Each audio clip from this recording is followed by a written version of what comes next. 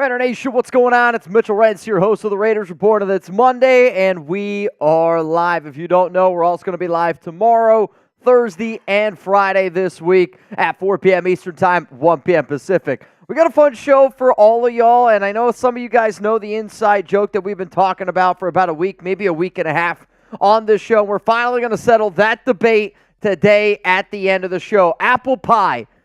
Does it taste good with cheddar cheese? I baked the pie.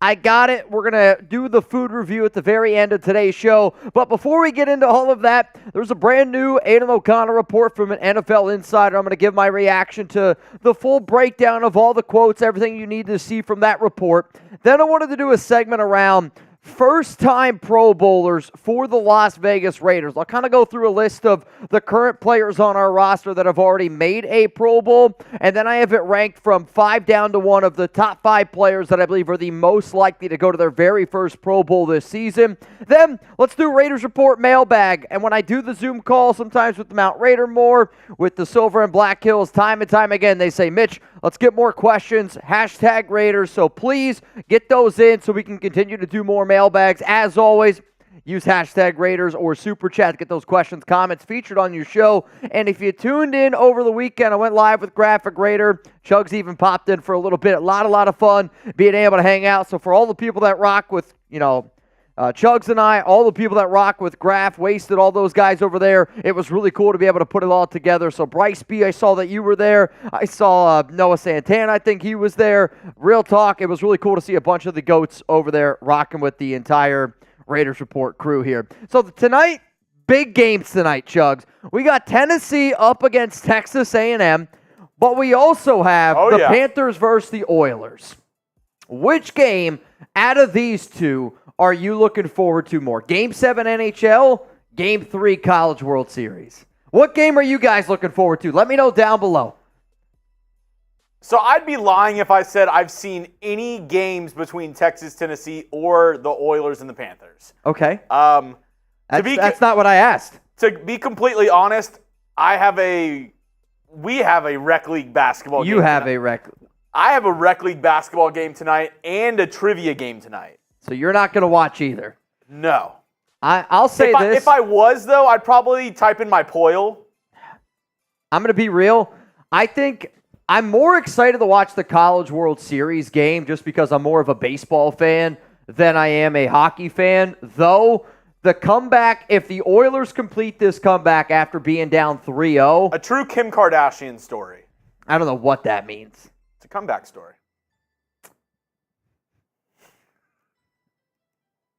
I should have got that. I really should have got that one.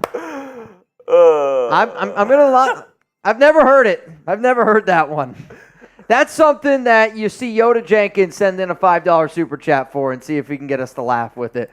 So Chuggs is going to go with the POIL. I'm going to go with Tennessee and Texas A&M. Luckily, so you'll type in your 10 ads. Yep. Luckily, we're going to be able to watch both games tonight. So the first game starts at 6 p.m. Eastern Time, right? Or no, 7 p.m. Eastern Time is Tennessee game. And then this game here is at 8:30 p.m. Eastern Time tonight. So okay. I'm looking forward to watching both. If nobody knows who to root for in Tennessee versus Texas A&M, the number 2 hitter, the first baseman for Tennessee, Blake Burke, longtime Raiders Report watcher, big-time Raider fan. That's enough for me to be able to root for Tennessee. And then Panthers and Oilers, I don't know the last time I saw a team come back from 3-0 to win it all. So give me the Oilers in that one. I think this is going to break.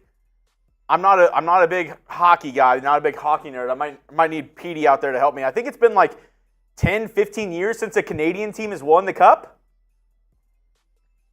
93? Are you sure? 31 years. That's wild. Wait, he said 93 though. Yeah. Well, like 1993 or 93 years? Since 1993. I thought you meant it's been 93 years. I was like, no way. What? Has hockey even been around for 93 years?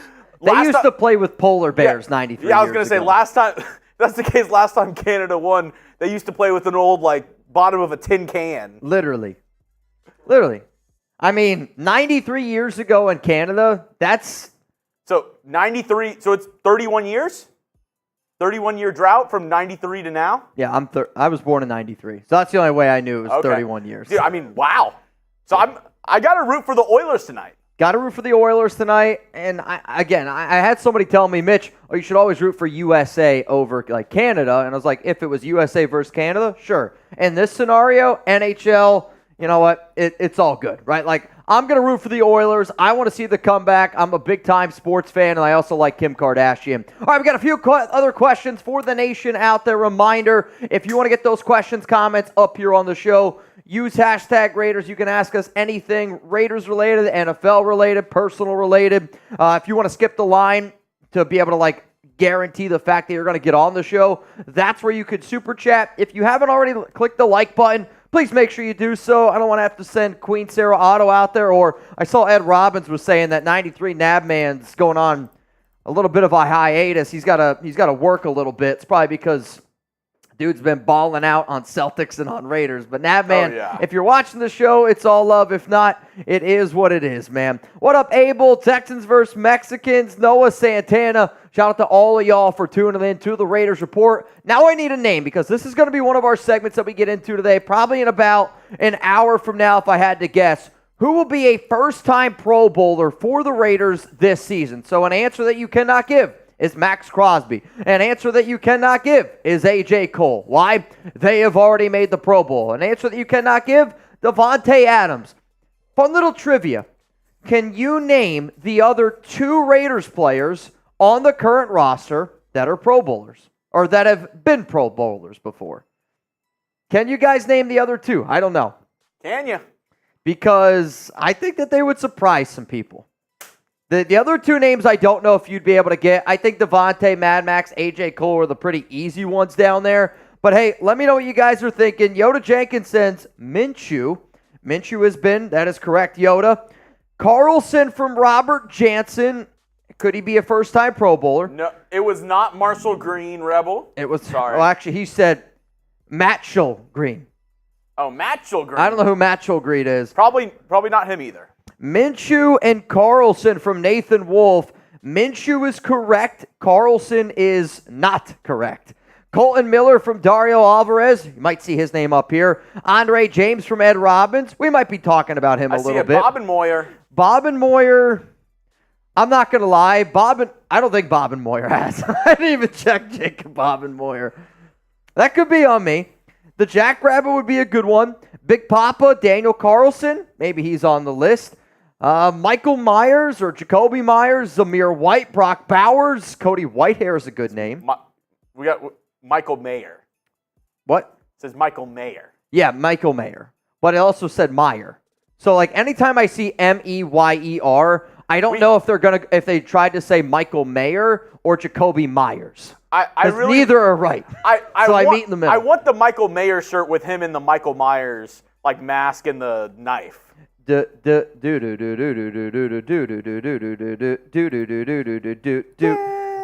Also, Cody Whitehair has been to a Pro Bowl. So I got to make sure that I remember that because the graphic that I have is wrong. So there should be 6, not 5. Cody Whitehair did make a Pro Bowl. I know. I went through most of the names that I thought probably were, and I tried to double-check as many. Cody Whitehair slipped on that one. Yep. I see Austin Pete or Andres Pete. He's made a Pro Bowl. That one's correct. Yep.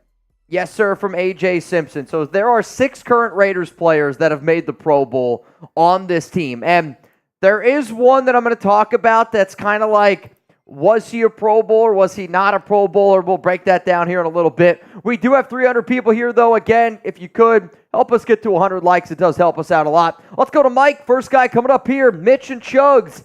The last and only time a team came back from 3-0 in the Stanley Cup Finals was the Toronto Maple Leafs back in the 1940s. That might 93 years ago. I think back then, I'm almost positive back then they did not wear helmets. Yeah, of course. No way. It's crazy because I vaguely remember as a kid because whenever we were, well, you're a little bit older than me, but whenever we were kids, that was the last time that NHL players could not wear helmets. And I remember there was a grandfather rule where it's if you have been in the league like if you started in the league at 1995 or whatever, 1997, if you were in the league at that point, you could not wear a helmet for the rest of your career, but everybody else, if you were drafted past that date, you had to wear a helmet. Imagine not wearing a helmet playing hockey. So there was I remember games where it was like a couple people did not have helmets. That's just hard to believe. You almost can't even wrap your mind around that. Imagine in the NFL, right? It's like Tom Brady was around helmets, and he's the only player in the NFL that's just not wearing a helmet anymore. That's a real rule. Dude, look. Jeremy's trying to tell me. Back during a game, dude with no helmet, dude with helmet. Jeremy's trying to tell me, which back in the day, guys didn't play with helmets with hockey. And then there became like a grandfather rule, and like if you been playing since 1995 or whatever, that you could still go out on the hockey rink and not wear a helmet, but everybody else has to wear one. I'm not going to lie, that's a dumb rule. It's a dumb rule. I don't know. Nathan Wolf, what would you say the percentage is if Penix was there, we draft him? So you're saying if Michael Penix Jr. would have been on the board at number 13, what the percentage would have been for the Raiders to draft him? I'd say probably like... pretty high, I think. I'd say 50% chance. From really what it sounds like, the Raiders were very, very high on Brock Bowers, and that they were targeting Brock Bowers like really even like before they were even on the clock at 13. It's been reported, and we even said it on the show, that the Raiders were never interested in trading up for Michael Penix Jr., and there was even a lot of people in their room that thought 13 for Penix was even a little bit higher than what they liked. So, I would still say a little bit of a coin flip, and I still believe that if Penix would have been on the board and Brock Bowers is there... Penix is the pick. I think Penix would have been the pick. However, I think if you were to ask the Raiders right now, they would still say Brock Bowers. I mean... Of course. Oh, yeah. It's like your girlfriend asking, did you ever love anybody more than me? Oh, of course not, babe. Not a chance in hell. Yeah, that's who you're with now. So you'll be like, of course, I choose you 1,000,000 times, Brock. Yep. I will say, though, the Michael Penix Jr. hype was overblown, and I think the Raiders have kind of done a very good job of just letting the nation know that they were never going to trade up for Michael Penix Jr., and we also said that they were never going to do it either. Nathan, shout out to you, man. Appreciate you tuning into the show. Greatly appreciate it. I see a few other questions. Again, if you want to get those in, hashtag Raiders. What's going on, players? Who will be the best Raider next year and why? I mean, the name is in your name, right? Also, FKC, FLC, FDB. The answer is Max Crosby, and the answer is probably should be Max Crosby. I mean, I think that he is the most dominant player on the field every time he steps onto the field. Like, the only time this season that he's not going to be the best player on the field when he's on it is when the Raiders play the Chiefs and Patrick Mahomes is also out there. I really do believe that he is the best all-around defender in the NFL. I think what he does for this silver and black defense just goes above and beyond. If you want me to say, all right, besides Max Crosby, who's going to be the next player that is the best all-around player for us this upcoming season? Some people might want me to say Devonte Adams, and from a talent standpoint, the answer probably is Tay, but I don't think he's going to put up the numbers that a lot of people think that he is going to put up just because of the quarterback play that we have and the type of offense that the Raiders are going to run. I'm going to go with maybe a little bit of an unconventional answer here, but I'm going to say Christian Wilkins is going to make that next biggest impact for this team playing next to Crosby. If you want to just then... The other correct answer probably to this is A.J. Cole, your other all-pro player. But punter's not really as important as all those other positions that we mentioned. So I guess it depends how you rank best player next season, Crosbola. Which makes sense. Yeah. Lord Cameron Abbott sending in a super chat here. I'm happy we have Bowers. I'm happy that we have Bowers, too. I really, truly believe that Bowers, and this was something that I talked about with Graff over the weekend, of he's going to be a player where you line him up in so many different areas, and 12 personnel, it's so difficult to go up and defend against. Where, yes, the Raiders' quarterback play is some of the worst in the NFL, but hopefully with all the other skill position players around you and with some extra confusion that you're going to be able to cause, they're going to be able to get it done, and Bowers is going to be a big part of this offense. One shot, what's up, my brother? If you were in the NFL, which position would you be? Long snapper. Yeah, I mean, if you're saying like I'm at like the ultimate peak and I'm actually good enough to play in the NFL, like which position would I want to play? I would love the opportunity to play strong safety. I would want to play on the defensive side of the football. I'd like to be able to go out there and hit some people. We actually had a fun debate the other day, or yesterday when we were watching the Tennessee Texas A&M game. We built a chat sports football team. 11 on offense, or it might have been like 13 on offense. We had like a slot, a few other positions, and then we had a starting defense. And you couldn't use a player more than once. They ended up putting me at linebacker to make the best overall team. You were, I want to say... I know where I'm at. Where? I think it would surprise you where we put you. Where? Center. Nope. We put Cullen at center. We put you at left. Yep. We put you at left tackle. We thought you were a little bit more agile. Left tackle?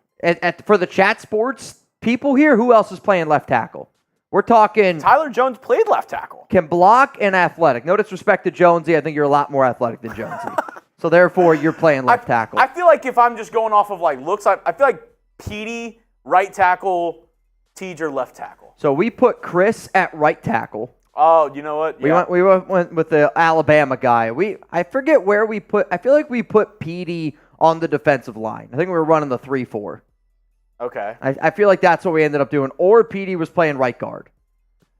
Hey, I mean, I can't get that mad left tackle. I'm getting paid. You're getting paid, Chuggs. You're getting paid. Bangs, how does our offense do this season? My realistic expectation for the Raiders offense is they're probably going to be a team somewhere between like the 22nd to the 16th best offense in the National Football League. If you can get to a right around like top 16, this is a no doubt playoff team. What I'm really, really concerned about, though, is Luke Getsy proves to be Luke Getsy. Aidan O'Connell and Gardner Minshew proved to not be top 32 quarterbacks, and the entire offense just looks totally out of funk. But, like, I think the most likely scenario is the Raiders are somewhere around an offense that's like the 22nd to 16th best offense in the league.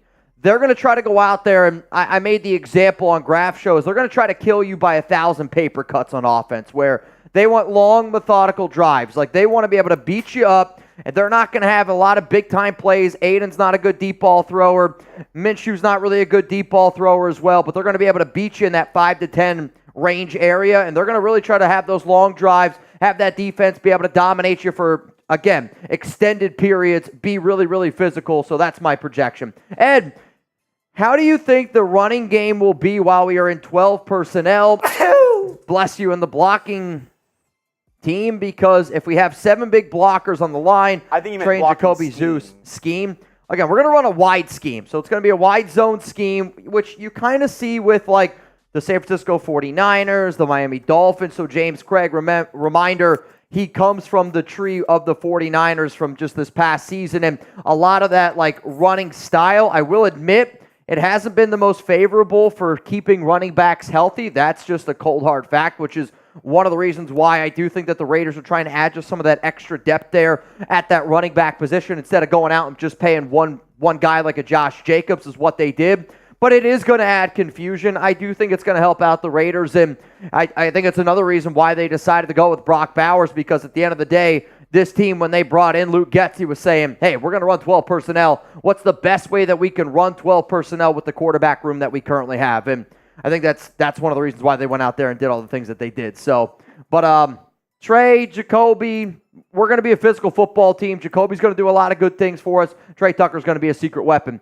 B-Rabe, after this one, let's get into our first segment here around an NFL insider, breaking down a new report from Aidan O'Connell and Gardner Minshew, who has a better career year this year. So just better season. Trey Tucker or Jacoby Myers? I think it's Jacoby Myers, and quite frankly, I don't know if it's all that close. I think Tucker is going to be a fun player. I don't really think that he's going to add a lot to the stat sheet compared to like what people think. For me, if Tucker's around 450, 500 total yards of receiving and rushing, I do think he's going to get more rushing attempts this upcoming season. That's probably going to be a happy spot for Tucker. Jacoby's going to have a lot more receiving yards. He's also going to have a lot more opportunities.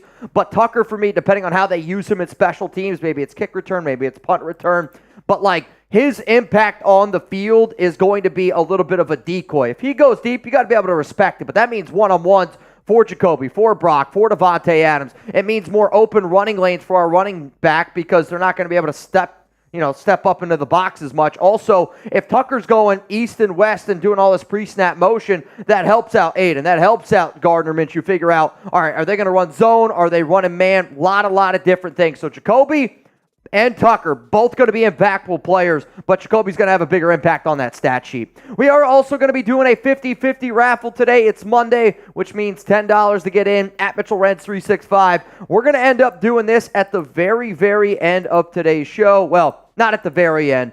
We're going to do this, and then we're going to get into trying out the apple pie. Or do we try out the apple pie and then do the race? Apple pie, then try out the race, right? That way is probably better. That way people can continue to get in. All right, the final thing we do today is a duck race, $10 Venmo at Mitchell Renz 365 for a chance to get in and win a little bit of money. Hopefully everybody had an awesome weekend. I had a really fun weekend, played a little bit of wiffle ball. Was able to hang out, with the fam. Alex, she ended up getting her wedding dress this weekend, which is really exciting. So I got to see Alex's family. Well, I didn't get anything, but congrats to Alex. Yes, it was kind of cool to see her plan out the whole thing. Her hang out with all of her friends. That was all day. And for me, I got to hang out with Chuck, do my own thing, and Sunday got to play a little bit of wiffle ball. I am a little sunburned. I'm not gonna lie. My shoulders crispy. I got some crispy shoulders. Did you go no shirt? Yeah, I went no shirt, which might have been a bad choice from about 11 a.m. to about 4 p.m. You dog. I'll tell you what, I itch like the way Chuck's itching. I'm like, do you have fleas? Because that's how I feel right now. My back's a little crisp. The UV light. It's very serious. It is. I was wearing sunscreen, though. I didn't just go out there no sunscreen. There's some people in this office, very red. In fact, if you took out the I in one person's name, it would just be red. It's Chase. Not quite. Not quite. Coming up here on the show, let's get into this new Aidan O'Connell report from an NFL insider, and I'll tell people who are getting in this duck race as it's going down. I see Justin Gilbert. He's in. Justin, shout out to you, man, for always wanting to get in and participating. And then my man, Jamari Murray, as always, again to him.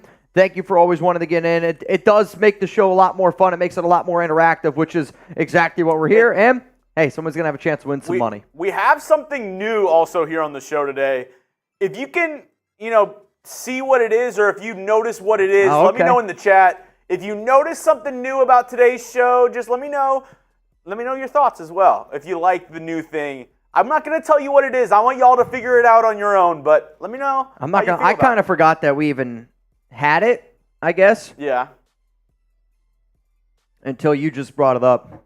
Also, Jason Gutierrez, you, my friend, are also in this one as well. So right now, $10 Venmo, you'd have the opportunity to win $30 here on the Raiders Report. Chuggs, you ready to get this thing rocking? I'm ready to get it rolling. You guys ready to get this thing going as well here on the show? Hopefully that answer is yes. If you haven't yet, click that like button right now. Coming up, we're going to get into the latest report around Aidan O'Connell, around Gardner Minshew, then the first-time Pro Bowlers, then it's mailbag time, then we're going to eat some apple pie with cheddar cheese, and then duck race, and that's how we're getting out of here. Cool?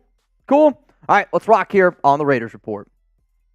Who's going to be the quarterback one for the Silver and Black? If you think it's going to be Gardner Minshew, type GM. If you think it's going to be Aidan O'Connell, I want you to spam AOC down below. Coming up here on the Raiders Report, NFL insider Jeremy Fowler gave an interesting insight on which one of these quarterbacks is leading the race right now.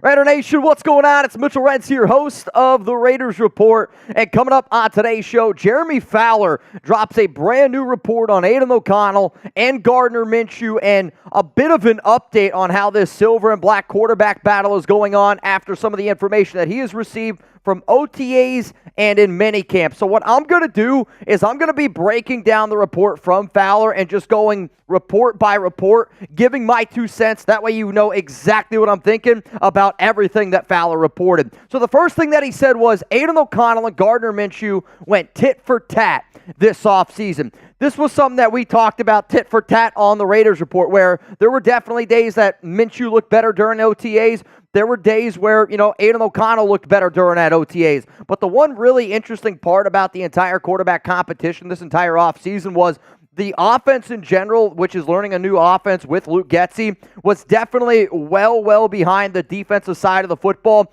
I do like the fact that the quarterback battle is a good one because I do agree with Antonio Pierce that if the quarterback battle is a legit battle, then that's going to make a lot of other battles at camp a lot better. I would like the Raiders to be able to figure out who's going to be that starter when you start to get a little bit closer to the season. But I also said this, if I'm the silver and black, I'm not letting anybody know who's going to be that starting quarterback until literally week 1 against the Chargers. I want them to prepare for both Minshew and both Aidan O'Connell. Let's go to the next one here from Fowler. Minshew's shown some moxie and is already changing plays at the line of scrimmage. If there was one thing that I was never worried about, and if you haven't seen all the new pictures that Gardner Minshew took at Raiders Media Day, it was him just being himself. This dude's got moxie. When he walks into a room, it's contagious that he's going to bring a lot of life to that room, and he's going to bring a lot of his own weird, strange swagger. And sometimes you need a quarterback that's got some of that weird, strange swagger.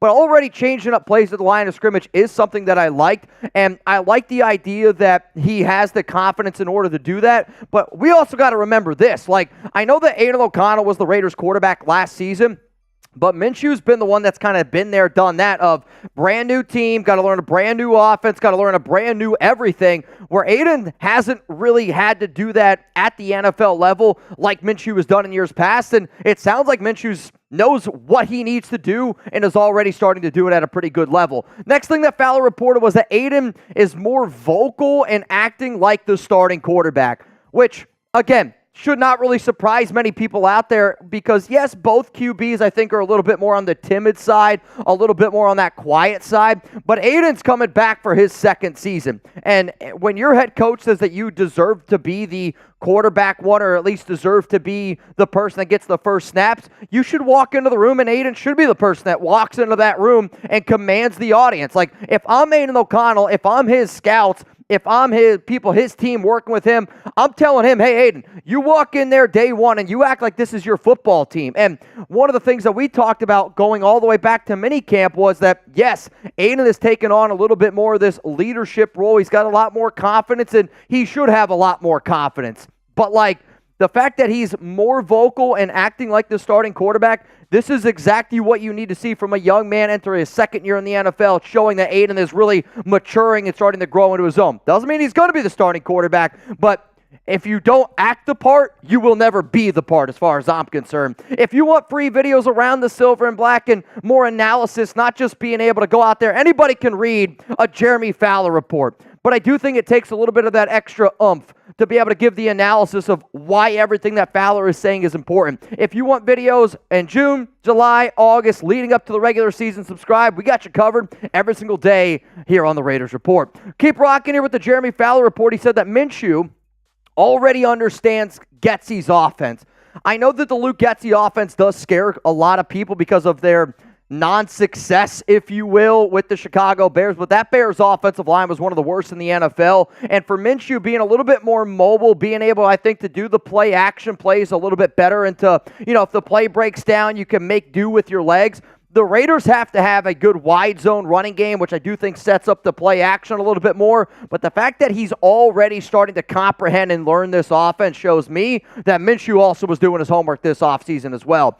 Gardner was changing plays at the line of scrimmage during minicamp and at OTAs, which, again, you're going to hear some of this stuff as almost a bit of a repeat for a lot of the people that do watch all of our shows in June. And if anybody out there doesn't watch all of the shows that we do here in June, there is a link that you guys can always go to. It's chatsports.com/Raiders June 2024. But already being able to go up there with the confidence to switch up plays during minicamp and OTAs, that is something that this Raiders quarterback, whoever it is, yes, you got to be able to take care of the football, but if there's one thing that I'm not going to sit around and deal with again was all the rumors that Derek Carr wasn't allowed to change the plays last season, all the rumors that Aidan O'Connell wasn't allowed to change the plays. If you're Luke Getsy, you have to have the ability, and You have to be okay with the idea of saying, you know what? That's the quarterback. If you're going to name a QB, he needs to be allowed to make the changes at the line of scrimmage. And I didn't know if Gardner was going to be able to do it right away. The fact that he's already doing it in the month of June,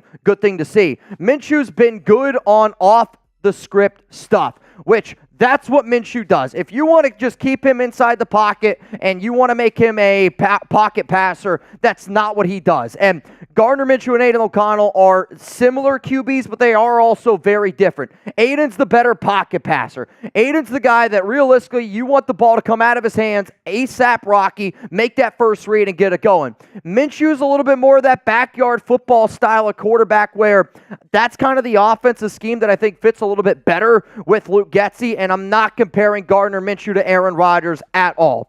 But the only time that we've seen the Getsy offense, I think, really succeed at a high level is when the Green Bay Packers, I get it, they had Aaron Rodgers, but they let Rodgers be Rodgers, and they let him go out there and do a lot of that off-the-script stuff, because I know it's not really what we talk about now that he's getting up there in age, but when Getsy was running this offense, that's when the Packers, that's when Aaron Rodgers was at his best. Yeah, he's going to be a pocket passer, but also if a play breaks down, Rodgers was a good enough athlete to be able to make things happen. And I think with the skill position players that this team has, with the 12 personnel that we expect, if a play doesn't necessarily go exactly how it's planned, you need a guy that can make plays when it doesn't go exactly to plan. And Gardner is better than that than what Aidan O'Connell is. That's just a cold, hard fact. Coming up here, more reports from Jeremy Fowler, because I still got a few other notes. I got 4 more big notes that I do think everybody that rocks with the silver and black would be interested to hear, would like to see on top of that. But always remember, here at the Raiders Report, we're trying to do things that are a little bit different here at times. And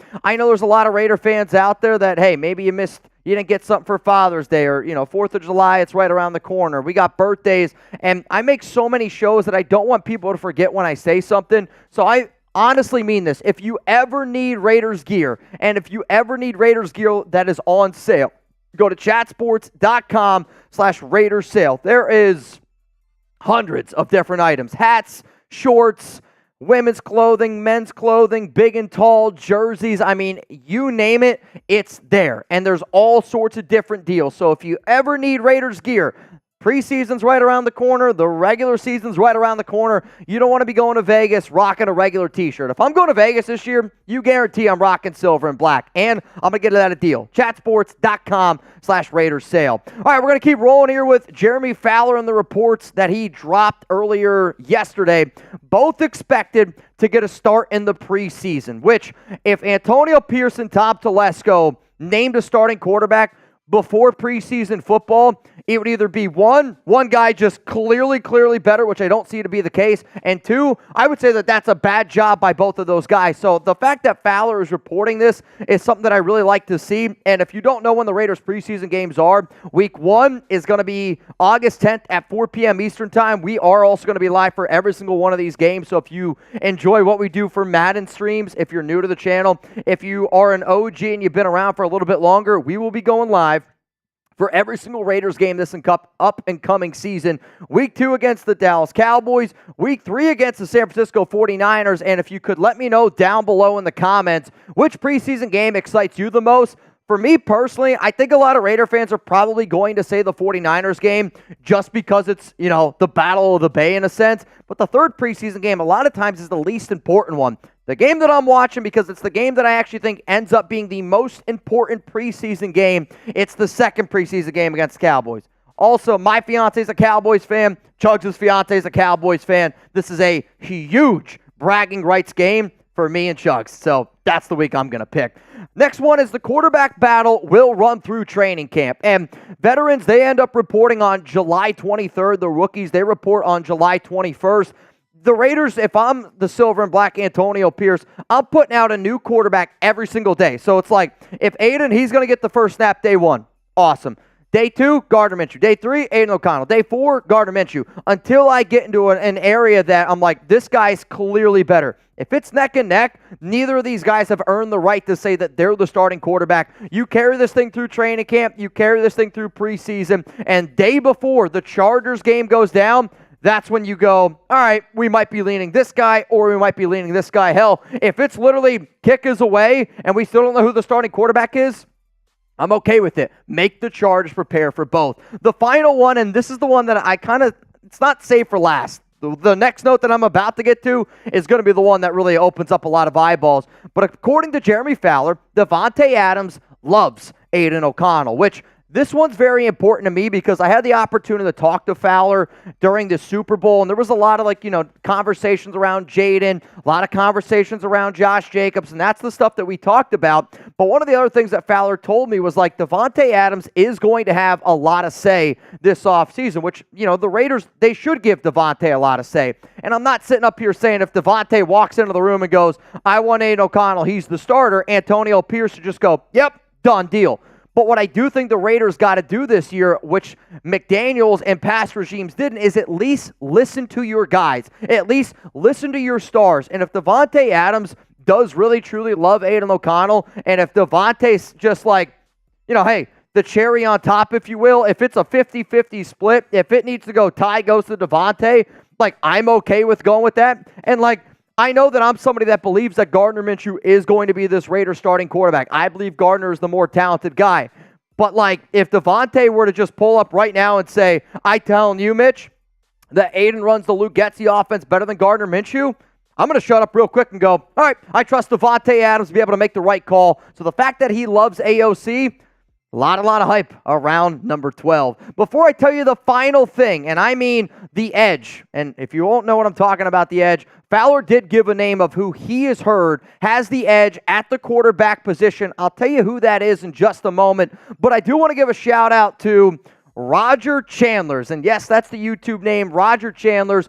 Earlier last week, I said whoever spams FKC the most on a video that I dropped, which was the Raiders-Chiefs Madden simulation, you're going to get a special shout-out on the show. I know that not everybody can super chat. I know that not everybody can watch every single June video. I know that not every single person can be a part of the Noti gang. I get it. But when I ask something and somebody delivers, that's real talk. I greatly appreciate it, especially in a video in June. So Rogers Chandler, shout out to you for winning the challenge. We're going to be doing new challenges all year long here on the show. So if you want a special Raiders report and I put out a challenge, just make sure you come in first. All right, the last thing here from Fowler on this quarterback battle was, according to ESPN NFL insider Jeremy Fowler, Aidan O'Connell has the slight edge over Gardner Minshew right now. And I know that when this gets put out there, it's going to cause a lot of probably riffs and rafts, maybe a little bit of division inside of the nation. I want y'all to realize that this is a good thing. The fact that Aidan has the slight edge is exactly what you should want, because it's exactly what Antonio Pierce put him in the position to do. The Raiders gave Aidan that spot to have the slight edge early on because he's the one getting the first team reps. So do I really think that this is an actual report? No, not really. It's exactly what I expected. It's probably exactly what you expected. And early on, it is a good thing that Aidan O'Connell has the slight edge because, quite frankly, the best thing that could possibly happen to the Raiders this season is that Aidan turns into that franchise quarterback. And then you can have him as your franchise guy making rookie-type numbers. With a defense like this, with the skill position players we have, if Aidan's able to take that next step and prove me wrong and prove a lot of doubters wrong that he can be a legit NFL starting quarterback, I'm telling you what, that's how you go from being a fringe playoff team to a legit playoff team in the National Football League. Big game tonight, Chuggs. Game 3, Tennessee up against Texas A&M. Game 1, A&M won, I want to say 9-5. And then yesterday, Game 2, Tennessee got the dub 4-1. Okay. Give me the Tennessee Volunteers. They're the better hitting team. A&M, those, got the better arms. I'm going to go with Tennessee tonight. Okay. I'm going Texas A&M. You should have wore your maroon shirt then. Oh, gig 'em. Gig 'em. See, I feel like if you're from Texas, though, you don't want to root for Texas A&M. What do you mean? In my short time living down here, I have come to realize that I think the most hated team in Texas is not the Longhorns. I think it's Texas A&M. No? Probably. Yeah. You also work with multiple, Longhorns. I also work with multiple people who went to Texas A&M, and I have one guy who went to Texas A&M, and he's like, "Oh, dude, people from Texas A&M are terrible." I'm like, "You went there." It's almost like going to Texas A&M and saying that your best memory is that you graduated from Penn College. Like, you know what I mean? It doesn't even make sense, Chuggs. Yeah. Doesn't even make sense. So who do you guys got tonight? And if you're not going to watch the game, it is what it is. I am a baseball fan, though, through and through, and this is going to be a big-time game. Quite frankly, in any sporting event, I literally don't care what it is. If it is a Game 3, winner take all, Game 7, winner take all, I'm watching it. Like, to just see those guys go out there and compete at that level, especially in baseball where one pitch can decide an entire game, I'm in. I'm going to be locked in. I can't wait. Tennessee throwing that fire off the mound from T. Deasy. Mark says, I only care about the Dodgers. Jacob Serb, what's up, my man? Let's go to O'Neal Seward. Mitch, I finally got my wife to be a Raider fan and subscribe. That's a big win. The only complaint is about your balls during your sponsor shout-out. So she's not a fan of Manscaped. Or maybe she's just not a fan of your balls and wants you to get started with Manscaped. Yeah, maybe it's like a wink-nudge situation. Wink, wink, nudge, nudge. I mean, we also have Mando in case, your Famunda cheese isn't smelling too good down there. Get some of that full body deodorant. Mm-hmm. O'Neal, though, I tell your wife I'm sorry, but Manscaped, their shit rocks, man. Let's go to Ventrac. I just got back from a vacation in the U.S. Well, now it's just called the U.S. Islands now that Ventrac's back. And now they're just called, oh, wow. I'll take a drink for that. I'm not going to lie to you, Ventrac. I did not read ahead on that. I didn't. I swear to you, I didn't. Because Alex wanted to go to, there was like a drag brunch. It was like at the end of the month. And she's like, it's at the Virgin Hotels. And I'm like, oh, I can't get in there. And she did not, for the life of me, understand the joke. That's a good joke, though, Ventrac. I skipped ahead. I tried to make my own joke, and instead, now it just looks like tomatoes. She wanted to go to St. Lucia, but now it's just called Lucia. Damn, Mitch. Jacob Surd, I know. Great minds think alike, though. Y'all are on the same wavelength. Ventrac and there's certain people, now that I've had the opportunity to get to know them a little bit better, I'm definitely like, all right, we absolutely think the exact same. I got to put on a brand new jersey. Chuggs is going to tell you all how to get in our 50-50 raffle. Reminder, $10 Venmo at Mitchell Renz 365. We're going to do this at the very end of today's show. And if anybody wants to get those questions flowing in, hashtag Raiders is how you do it. Yep. You can get in. You can either, if you're watching on a TV or a computer, you can go ahead, scan that QR code, or if you want to just search it up on Venmo, it's at Mitchell Renz 365. $10 to enter for a chance to win at the end of today's show. Get in our 50-50 raffle. And then right before our 50-50 raffle, don't forget, stick to the end of today's show because me and Mitch, we're going to be trying apple pie with cheddar cheese. And I thought, this is a fun thing we're doing today. I thought it's a, fun thing to, dog days of summer. I want to know from you folks at home, is there any other weird food combo that, and I don't want it to be like disgusting. Like, I don't want you to be like, mix chocolate milk into chicken fried rice or something. Like, a real food combo that you like that we need to try. I would say probably the weirdest one that my dad would say would be weird is I like sweet sauce pizza. So like I would literally put sugar on pizza. Like if I were to eat pizza with a lot of sauce, I can put sugar right on the sauce. Like I want it sweet sauce. Like if it's not sweet enough, I'll make it sweet. Zahn said peanut butter and dill pickle sandwich. Peanut butter and dill pickle sandwich? That's weird. Hot fries and cream cheese from Carter Reimer. I mean, I guess that's like fries and a Frosty. Salami and peanut butter sandwich. That's disgusting. There's no way people actually eat that. That's not true. Carnitas breakfast. I did have a peanut butter and jelly burger yesterday. Very good. Very good.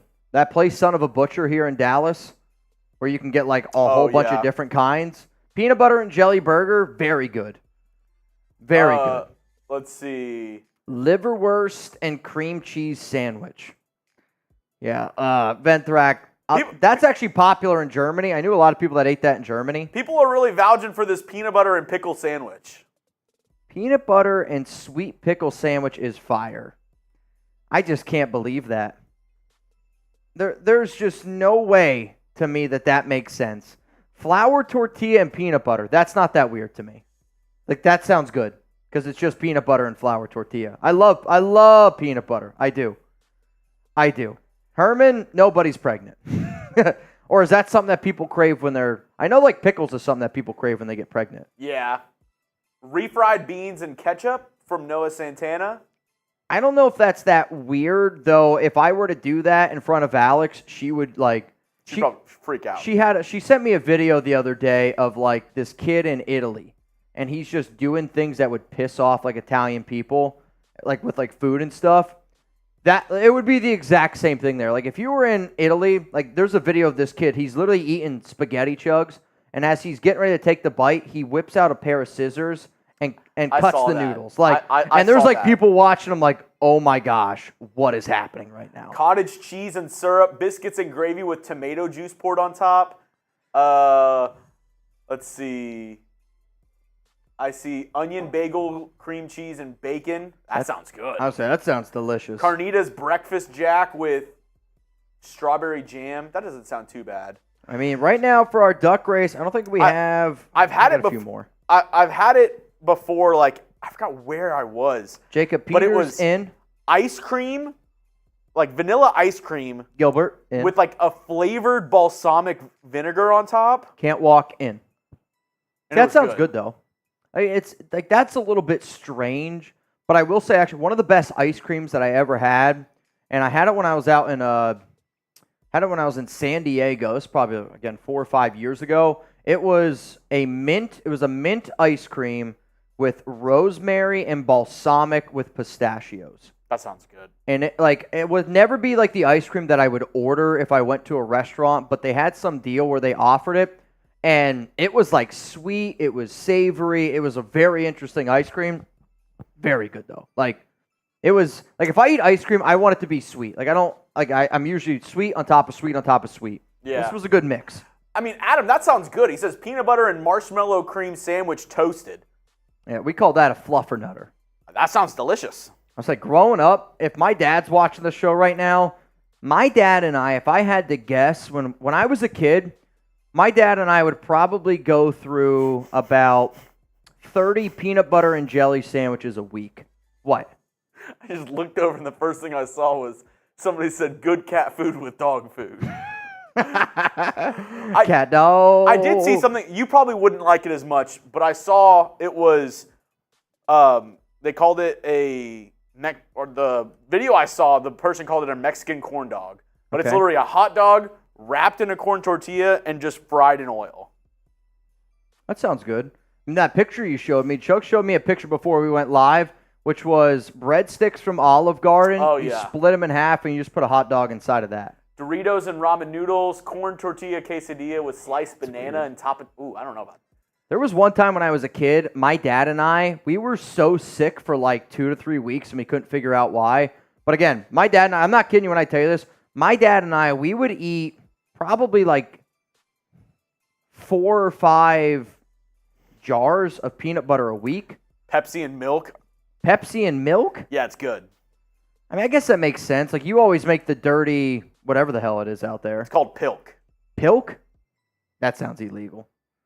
That doesn't even sound real, Would you dude. try Pepsi milk? I would try it. Like, I can't imagine that I'm going to sit here and be like, yo, I need some Pilk. Some Pilk.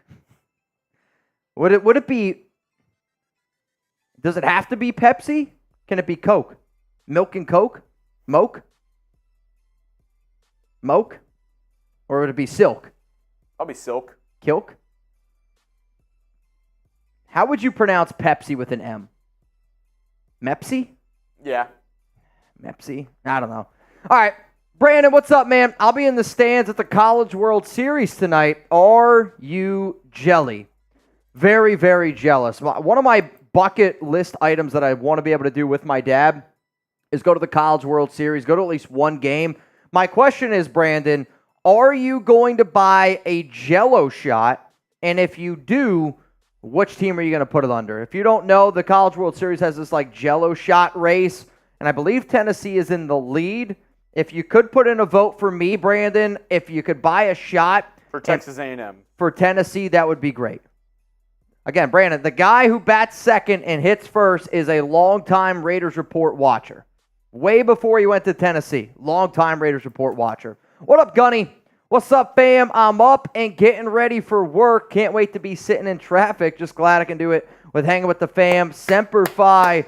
There's death taxes, and I know we all wake up, but I know when LA Crash Dog gets up more often than when my own fiance wakes up. And it's a fact.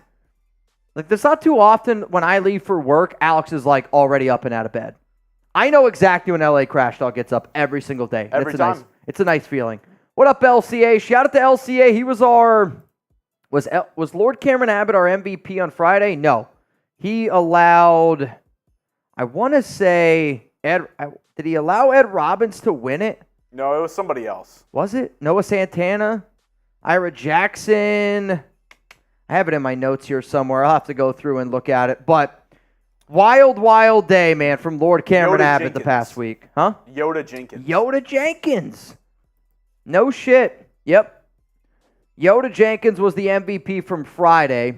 Ed's saying it was Noah. I don't know. I'll have to look it up. No, I actually think it was Yoda.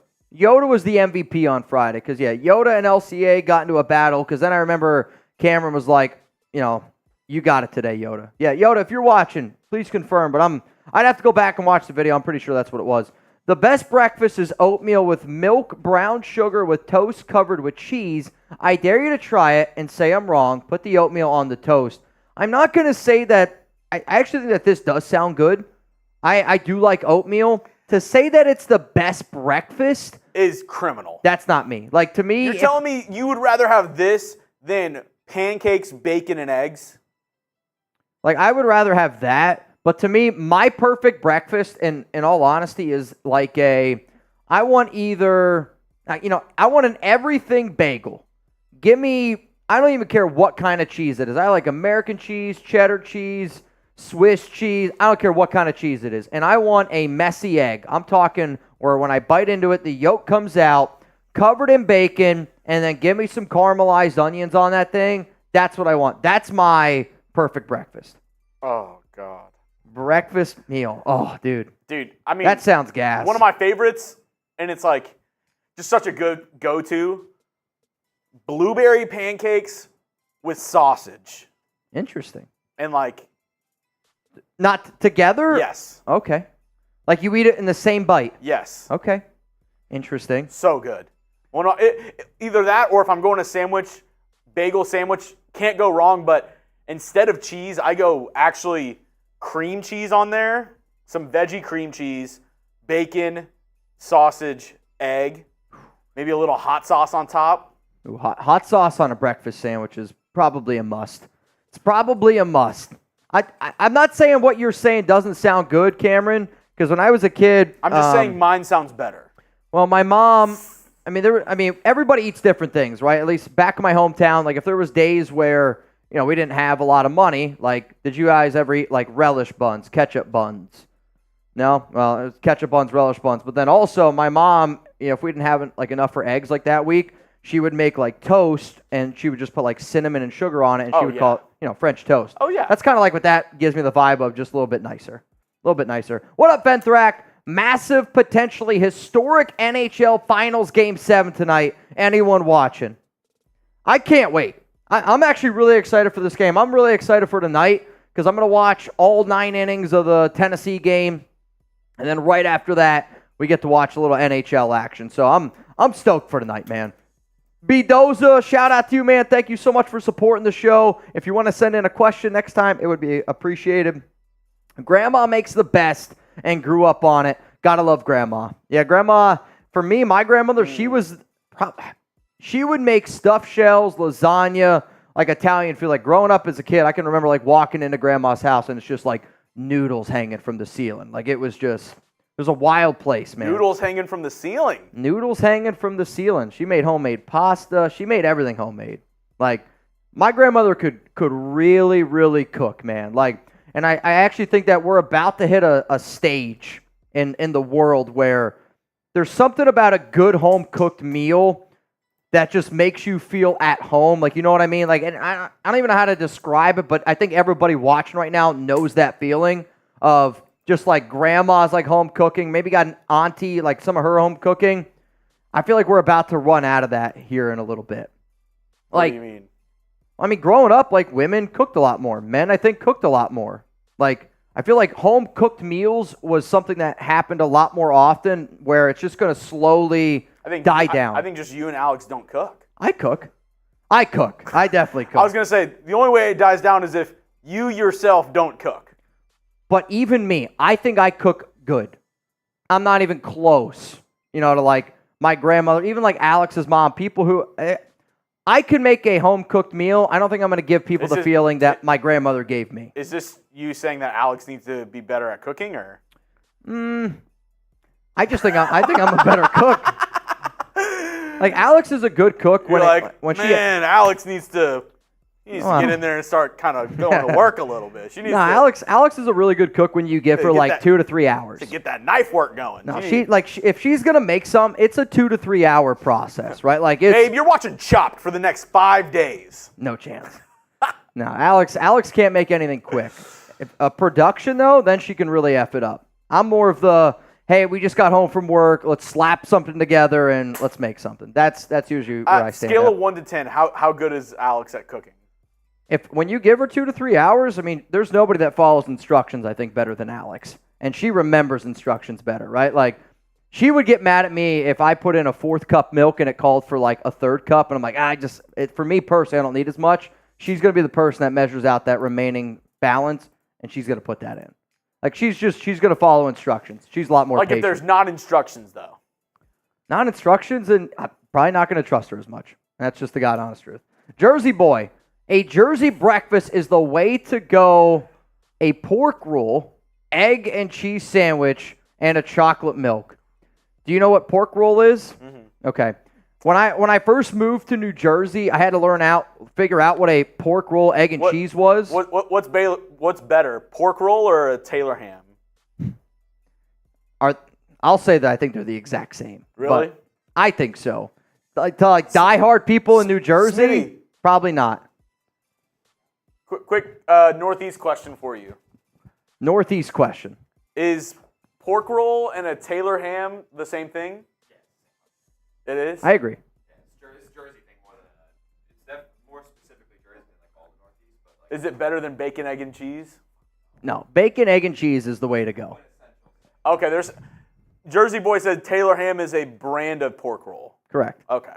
However, though, again, one of my really good buddies, he's like New Jersey through and through. He's like not the same.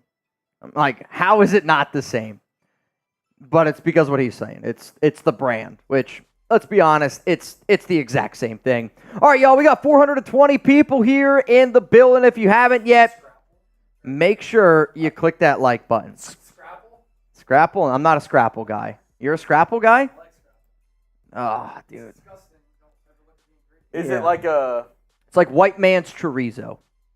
Once they're done with everything from the pig, all the scraps become Scrapple. Oh, they just ground it up?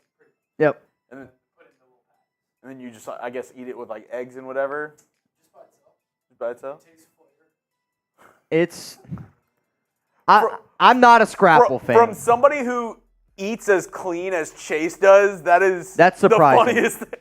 Hey, once in a while. Chase eating Scrapple is like me playing Scrabble. You know what I mean? Both are surprising. Chase is probably one of the cleanest eaters in the office. Like, eats veggies every day. Is always like eating organic food, like 100% bison meat and shit. Like, he's like, yeah, but that's scraps. Shit can get it. Shit gets it. All right, man. Let's get into our next segment coming up here on the show. It's going to be around players that are going to make the Pro Bowl for the very first time in their NFL careers, which I did have a little bit of fun putting this one together just because it's a little bit of a projection. It's also, I like to rank stuff. You guys probably have never noticed that watching the show. So we're going to be ranking it from 5 all the way down to 1, and that's going to come up here on the show. Chuggs, for the way that I want to start this, I want to start it with me. All right, no, we got it right. It's the mailbag that I had backwards. All good. You got it right. It's on me. Presented by Panda Supps off top. Okay, here we go. Raider Nation, what's going on? It's Mitchell Renz, your host of the Raiders Report. Today's show is sponsored by Panda Supps. If anybody wants to get my summer shred pack, which, you know what? I'm not afraid to tell y'all, guys, I've been able to lose like 10, 15 pounds this month, and all I've been able to do is eat a little healthier, but also I use my shred pack from Panda Supps. So if you want to see the protein, the BCAAs, everything that I use to get in the best shape possible, go to chatsports.com/mystack, and if you use code MYSTACK, you're going to save an additional 35% off. That link's going to be available to y'all down in the comments and in the description of today's show. So coming up, I got 5 Las Vegas Raiders players who will be Pro Bowlers for the first time this upcoming season. On top of that, I have them ranked from 5 down to 1. So the player that is ranked 5, I think, has a less likely chance of being a Pro Bowler than the person that's ranked at number 1. If you want to know some current Raiders that also are past Pro Bowlers, I do have to say that Cody Whitehair is on this list as well. He was a Pro Bowler back in 2018. Minshew was a Pro Bowler last season. Crosby from 2021 to 2023, Devonte Adams, A.J. Cole, and Andres Pete are the Raiders' past Pro Bowlers on this team. So now that you know that, give me a name, and I want one name. Who will be a first-time Pro Bowler for the Raiders this upcoming season? And you know what? I know I said one name. Nah, F that. Give me multiple names. If you think multiple Raiders players are going to be a first-time Pro Bowler, please let me know. Plant your flag right now. Here we go. Number 5 coming up here on the show. It's Colton Miller at offensive tackle. And Miller, to me, is one of the best tackles in the NFL, and not many people are really going to disagree with that. The only reason why he's number 5 and he's not ranked higher is simply because if his shoulder injury is a little bit more than what is expected right now, that's going to cause some concerns. Like, I'm not afraid to look at all you guys right now, and if I get a report that says Colton Miller, 100% healthy, he's ready to go, I'm going to put him in the top 2 of this video. But based off the information that I know right now, where I am at, I'm putting him at number 5. He's entering his 7th year in the NFL. He's played in 92 games, started in 90. The only 2 games that he didn't start in were last season when he wasn't 100% healthy. But over the past 4 seasons, look at how he was trending. 2020, he got a 73 overall grade according to PFF, then an 84, then an 84.1, and then the numbers dropped down just a little bit. To me, I think that those numbers dropped down a little bit simply because of the injury concerns and him not being healthy. Yes, I want to see how he looks without Carmen Brasillo and a brand new offensive line coach in James Craig and a totally different offense. But considering the quarterback play that the Raiders had in these seasons from a Derek Carr, from a Aidan O'Connell, Jimmy Garoppolo, Brian Hoyer, I am projecting Colton Miller to have himself one hell of a season. If you want to get a part of our June sub battle, then hit that subscribe button right now. If you're already subscribed, then send this link that you see down below. Send it to some Raider fans because we are down to the 49ers and June is starting to wrap up quick. I'm not losing to the 49ers report, and I hope that you guys feel the exact same way. Help the Raiders report. Take down our 49ers channel here at Chat Sports and our June sub battle. Number 4 on my first-time Pro Bowlers list, I'm going to throw out the name of Robert Spillane at linebacker. And Spillane is coming off a career year, entering now his 2nd year with Patrick Graham, entering another year with Antonio Pearson. The fact that the Raiders just have a lot more talent around him, especially on the defensive line, like going out and the Raiders adding Christian Wilkins, re-signing John Jenkins, re-signing Adam Butler, you're hoping that Tyree Wilson, Malcolm Koonce, Max Crosby takes that next step. When your defensive line is as good as what the Raiders is, it really makes the job as your middle linebacker a little bit easier, and Spillane's going to get more stats than maybe what he's got in years past, but also his job in general should be a little bit easier because he's entering another season as this guy that we're all hoping that he has another stellar season. There is a part of me that wonders, does he take a step back? But then if I'm going to project going forward, I got to continue to project going forward here for Spillane. The 58.9 coverage grade actually was one of the best coverage grades, I believe, according to PFF, from the middle linebacker position this upcoming season. But if all of these defensive players take that step forward, and if Robert Spillane takes that step forward, and if he racks up as many tackles as what he did last season, I think if he has another year identical to what he had last season, he will make the Pro Bowl. The only reason why Spillane didn't make the Pro Bowl last season is because, well, the Raiders weren't really a good football team, and it was the first time he actually had a standout season. Before we get into the top 3 of the 3 players that I believe are the most likely to make the Pro Bowl for the first time. I do got to tell you about one more time here from our awesome sponsor, Panda Supps. Panda Supps is owned and operated from a die-hard Raider fan, and everything that you see up on screen is what you get when you go to chatsports.com/mystack.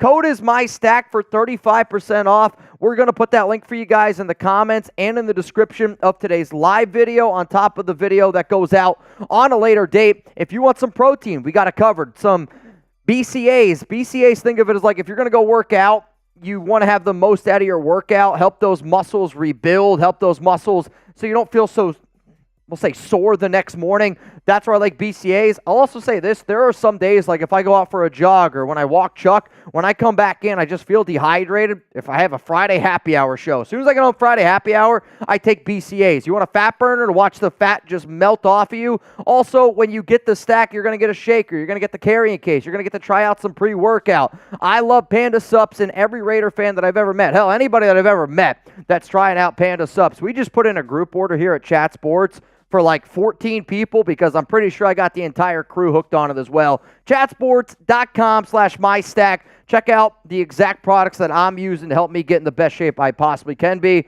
for this upcoming season. Let's go to number 3 here. I got Trevon Merrick, the free safety for the Silver and Black, and I've once said that I think he's one of the most underrated safeties in the NFL. I think he's about to have himself a breakout career year, and from week 16 to 18 last season, he had a PFF grade of 83.3, which is 6th best out of all safeties in the NFL. Like I said with Spillane, this Raiders defensive line is going to help out every single player in that secondary. They're going to help out all those players at linebacker as well, because when you're able to bring 4 and get pressure, it creates a lot more opportunities for this defense, which a lot of times can result in players making the Pro Bowl. He's in a contract year just like Robert Spillane, and we saw it with a few years ago with Jacobs, and it's not rocket science. Players show up more motivated, players show up a little bit in better shape, and they just are in the best shape of their life when they know it's their career year, when they have the ability to make life-changing money. And the fact that he's only 25 years old, another year with Patrick Graham, he's going to get now a full offseason with Antonio Pierce. Trevon Merrick, who at one point was the best defensive back in all of college football, won the Jim Thorpe Award back in 2022. I'm telling you all right now, he's going to take that next step. He was great as a rookie, a little bit of an easier concept in that Gus Bradley system, which you could see up on screen. Then in 2022, struggled a little bit more in the Patrick Graham system, had to learn a little bit more on top of that, and, well, he had Josh McDaniels as a head coach. Then, in the second season with Patrick Graham, takes a big step forward and improves his game all around, and instead of going out there and thinking he was just reacting, and when you're as good of an athlete that Trevon Merrick is, hell, Rob Ryan called him the best safety in the NFL. I think that's Rob just being a little bit of a hype man. But if you're like me and you do think that he's underrated, I want you to go check out a video that I dropped on the YouTube channel. It's Trevon Merrick's going to break out in 2024. This link is available to y'all down in the comments and in the description of today's show. If you also want to check it out, I'm going to put it for you guys right here. Trevon Merrick, underrated, and I think he's going to break out this upcoming season. Let's go to number 2 here, and it's Daniel Carlson. And this one just feels weird to put him on the list, not because I don't think that he can be a Pro Bowler, but what's weird is Daniel Carlson in 2022 was not a Pro Bowler, but he was All-Pro. And that is, I know you have to look it up as well. It's a fact. I've never even seen it happen before, but when you look at the Pro Bowl rosters, Carlson is not listed, but he was voted on to be an All-Pro. So he kind of already is. He kind of already isn't. 95 career games under his belt with the Raiders. He's got an 89.4% field goal make rate with Oakland, with Silver and Black. 29 years old, but he's got no million guaranteed on his contract this year or next year. So, I do think Carlson, now that he's got, Jacob Bobenmoyer for another year, he's got A.J. Cole still working with him. This special teams unit has been together for a few years now, and I think with this Raiders offense, it's going to be better than it was last season, okay? Because it's going to be better than last season, because we don't have Josh McDaniels, I just expect more opportunities for Carlson, and because he's going to be a little bit more locked in with that $0 million guaranteed on his contract, it could just result in a few more opportunities, him being a little bit better. And for that reason, Daniel Carlson, first-time Pro Bowler, but again, he was already an All-Pro in 2022. So coming up here is who's going to be number 1, because there was a lot of names that I could have potentially thrown out here for the person that I thought was the most likely to be a Pro Bowler for the first time. And after this YouTube ad break, I'm going to tell you exactly who this player is. The player that I believe is the most likely to be a first-time Pro Bowler in the National Football League is Christian Wilkins, the defensive tackle at the Raiders, signed to a monstrous 4-year, $110 million contract, and I believe he's going to play on the best defensive line that he has ever played in his entire career. Is there going to be times where he gets double-teamed? Yes. There's also going to be times where the Raiders, he's not going to be double-teamed because you have to make a choice. And are you going to double-team Mad Max or are you going to double-team Christian Wilkins? If I'm the Raiders, I line those two guys up next to each other every single time, and there's going to be mismatches. Wilkins had 9 sacks last season, and in 2024 is going to be his best season yet. I'm not sitting up here projecting that he's going to have 9 sacks again. I just think the overall number and the impact that he's going to make for this upcoming season is going to be monumental, and because he finally got a big-time payday, he's going to have a lot more eyeballs on him than he did down in Miami. He's just going to have a better opportunity to get the notoriety he deserves. The Raiders are going to be winning some football games, and Christian Wilkins is going to be a big reason why the Silver and Black have a top 5 defense, if not the best defense in the NFL. Some honorable mentions that I had. Not putting Malcolm Kuntz in this list was really tough. To be frank with you, it's actually the reason why I decided to rank them. I was going to do a list of just all the players that I thought could be potential first-time Pro Bowlers, and I was like, well, that's like 10. I could have probably came up with 12 to 13 names, but I was like, you know what? I want to rank my top 5. Not putting Malcolm in this list was tough. Tyree Wilson, I think, is a sleeper name to be a first-time Pro Bowler, and then Jack Jones and Nate Hobbs, both of those guys on the outside, opportunistic, going to create a lot of turnovers, especially with this defensive line, and then the other name I'm going to go with is Andre James. James has gotten better and better and better every single season that he's moved on. I am a little bit nervous about his fit with James Craig, but who knows? Maybe he's a better fit with James Craig. Maybe he's going to take an even further step forward with this Raiders offense because he's got a lot more talent around him this season than he's ever had in terms of being the center. Yeah, Greg Van Roten did a good job. Yes, Dylan Parham did a good job last season as well. But I do think Jackson Powers-Johnson on the left, Dylan Parham on the right is the most confident interior offensive line that the Raiders have had probably since Rodney Hudson was under center. So if you guys want to take a screenshot of this, post it on IG. You can also post it on Twitter. Just make sure that you tag me at Mitchell Renz 365. This is my Raiders' first-time Pro Bowlers list, ranked from 5 all the way down to 1. If I missed anybody, if you're like, Mitch, I can't believe you let this guy off your list. This is what this show's all about. Let me know. Interact with me down in the comments. And please tell your friends that will go out, watch the Raiders Report, and subscribe. Who you got? Oilers, Panthers, Game 7 tonight. Type oil or type pan? What came first? Oil or the pan? The oil or the pan? I mean, it's got to be the pan. Got to be the pan? You're just pouring oil on your stove. I don't disagree. Or you were trying to cook with oil and you noticed, wait a minute, this is getting everywhere. We need something to put it in. Yeah. There you go. All right, let me put on a different jersey. You guys, Chug's going to give you guys some shout-outs here. It's been pretty obvious. I'm going for the Oilers tonight. I see pan, but oil will take it. Oil will probably complete the upset. I feel like if you're down 0-3 and you come all the way back, you're winning Game 7. Right? You've already done the hardest part. You've forced it to a Game 7.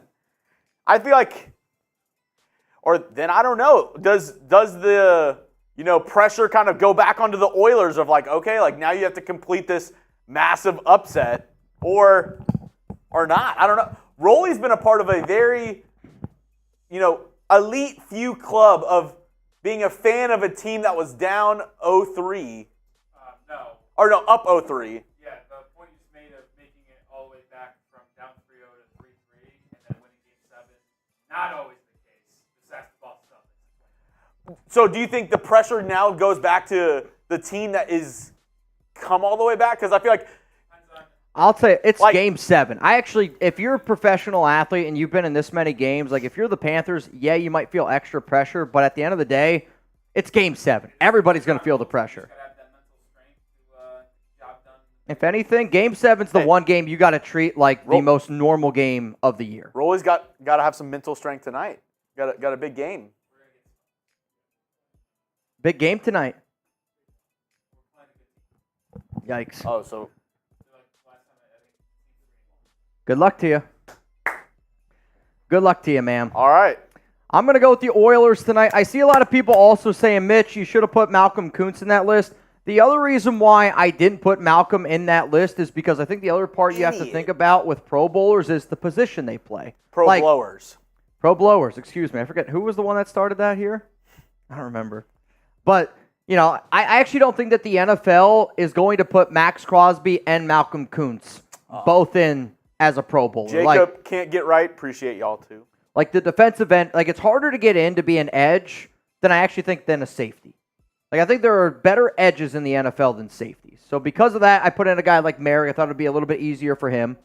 Like I said, Carlson's already kind of done it, which I literally had to double and triple check that Daniel Carlson thing because I was like, he definitely won All-Pro, but he's never been a Pro Bowler. I'm like, how does that make sense? Yeah. A lot of interesting stuff. All right, so the way that we're going to end today's show is this. We're going to do a mailbag, so if you could, hashtag Raiders or Super Chat to get those questions on.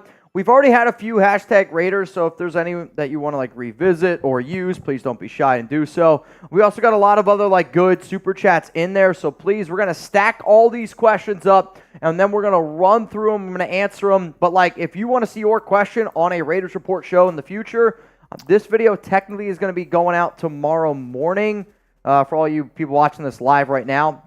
Just, if you want to be on the show, hashtag Raiders or Super Chat. I'm just going to put this up there just because, not really Raiders-related question, but. Pretty sure my brother Joe watches the show. Going to put him on blast right now. Growing up, when he was hungry, he would eat a mayonnaise sandwich. Yes, it's exactly how it sounds. Mayo and white bread. I mean, I'm not going to lie to you, Mystic. This was pretty common in my hometown. When I tell you ketchup buns, which was literally a hot dog bun with ketchup on it. Relish bun was the same thing. Relish on a bun. Mayo buns, mayo sandwiches. I personally didn't eat them, but I grew up where it was an option. Big grilled cheese. One thing big family used to always do, because I had 3 brothers and a sister, was get the jumbo pack of hot dogs. My mom was like, we're not getting hot dog buns. White bread. White bread. Right there. I mean, had a lot of white bread dogs. A lot of white bread dogs. I would say the thing that I probably ate the most of when I was a kid, weird things that I eat a lot of, tomatoes. I ate tomatoes all the time when I was a kid. I used to mess up some ramen noodles whenever I was a kid. Oh, really? So much so that in college and now, I don't really ever eat it anymore just because I ate it so much. I used to have my mom go to Sam's Club and get the massive thing of ramen noodles because it was $10 for 80 things of ramen noodles. Right. And anytime I was hungry, my mom would be like, go make yourself something to eat. Ramen noodles. We did have some ramen noodles at my mom's. I got to give my dad credit. My top dad 3 for ramen noodle flavors. Man, the only ones I can remember are shrimp, beef, and chicken. I know, rank them. Oh. Now, if I was going to eat it now, I would have shrimp number 1, beef 2, chicken 3. Blasphemy. Chicken is always 1. I would have shrimp now. I actually don't know the last time I had chicken ramen. I would go chicken, beef, and then shrimp. Interesting. My dad, though, I got to give him a lot of credit because I'm going to say age, Dad, you can call me out if you're watching. Probably until I was 5 to 12 years old, every day for dinner, my dad and I ate. When I say every day, I'm going to say 5 out of 7 days a week. We had chicken, green beans, a salad, and mashed potatoes. No, sometimes we'd have broccoli. I liked veggies as a kid. Mm-hmm. I didn't eat meat a lot of times when I was a kid. So chicken was the only meat that I would be comfortable eating. And then I had my first burger when I was 12, and then that changed it. You didn't have a burger until you were 12. I would consider when I tell you I only had chicken growing up, it's the truth. Because my dad was very old school, which I respect, it was no pepperoni pizza? We had pizza. I ate pizza. Pepperoni pizza didn't gross me out. That was okay. But meat and just meat by itself, I only had chicken. No, I wouldn't eat steak. I didn't have any of that until I was after 12. But my dad, which again, I'll be the same way as a parent of, if I put food on your plate, you're going to finish it. So like I would not be down for eating anything besides chicken, and it got old for him. So then he was just like, F it, I'm just going to give him what he wants. And like I eat veggies. And then I got to a point where I was like, all right, I want to try some other stuff. Yeah, wild, man. Wild stuff. I won't be as patient as what my dad was with me. I'll say that when I'm a dad. I will not be as patient. All right, let's get into this mailbag here. It's going to be the final segment on today's show. After the mailbag, Chuggs and I are going to try some apple pie with cheddar cheese, hoops with the fur. Then we got a duck race. So if you want a chance to get in for the duck race, it's a $10 Venmo at Mitchell Renz 365. What? The hoops with the fur. Oh, I don't know. It just came to mind. Gunny, you, sir, are in, which right now means $10 Venmo. You would win $50 here on the show. And then I see Anthony Green. He's going to get in twice, which now means 10 to win $60 here on the Raiders Report. All right, y'all. Let's get into this mailbag. Let's have a little bit of fun. I'm not going to lie. I'm kind of hungry for a little apple pie. I'm a little nervous about the cheddar cheese apple pie.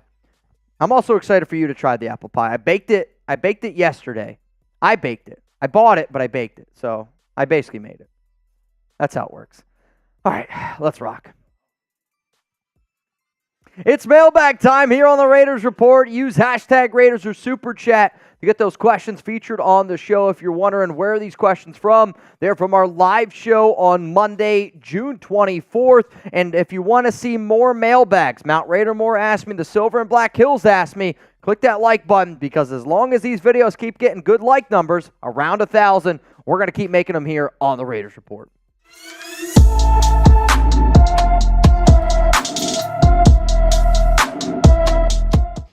Today's mailbag is presented by Panda Supps. If you're trying to get in better shape this summer, go to pandasupps.com, or you can go to chatsports.com/mystack if you want to get the exact stack of protein products, BCAAs, the right aminos. If you're like, Mitch, I have no idea what any of that means. Bottom line, the products that I use from Panda Supps, if you want to know what I use for the summertime, chatsports.com/mystack. Usually it's like $200, but if you use code MyStack, you can actually get it right now for about $103. I know, it's a hell of a deal. Let's go to Nathan Wolf. What would you say the percentage is if Penix was there that we draft him? I actually think that it would be still between Michael Penix Jr. and Brock Bowers.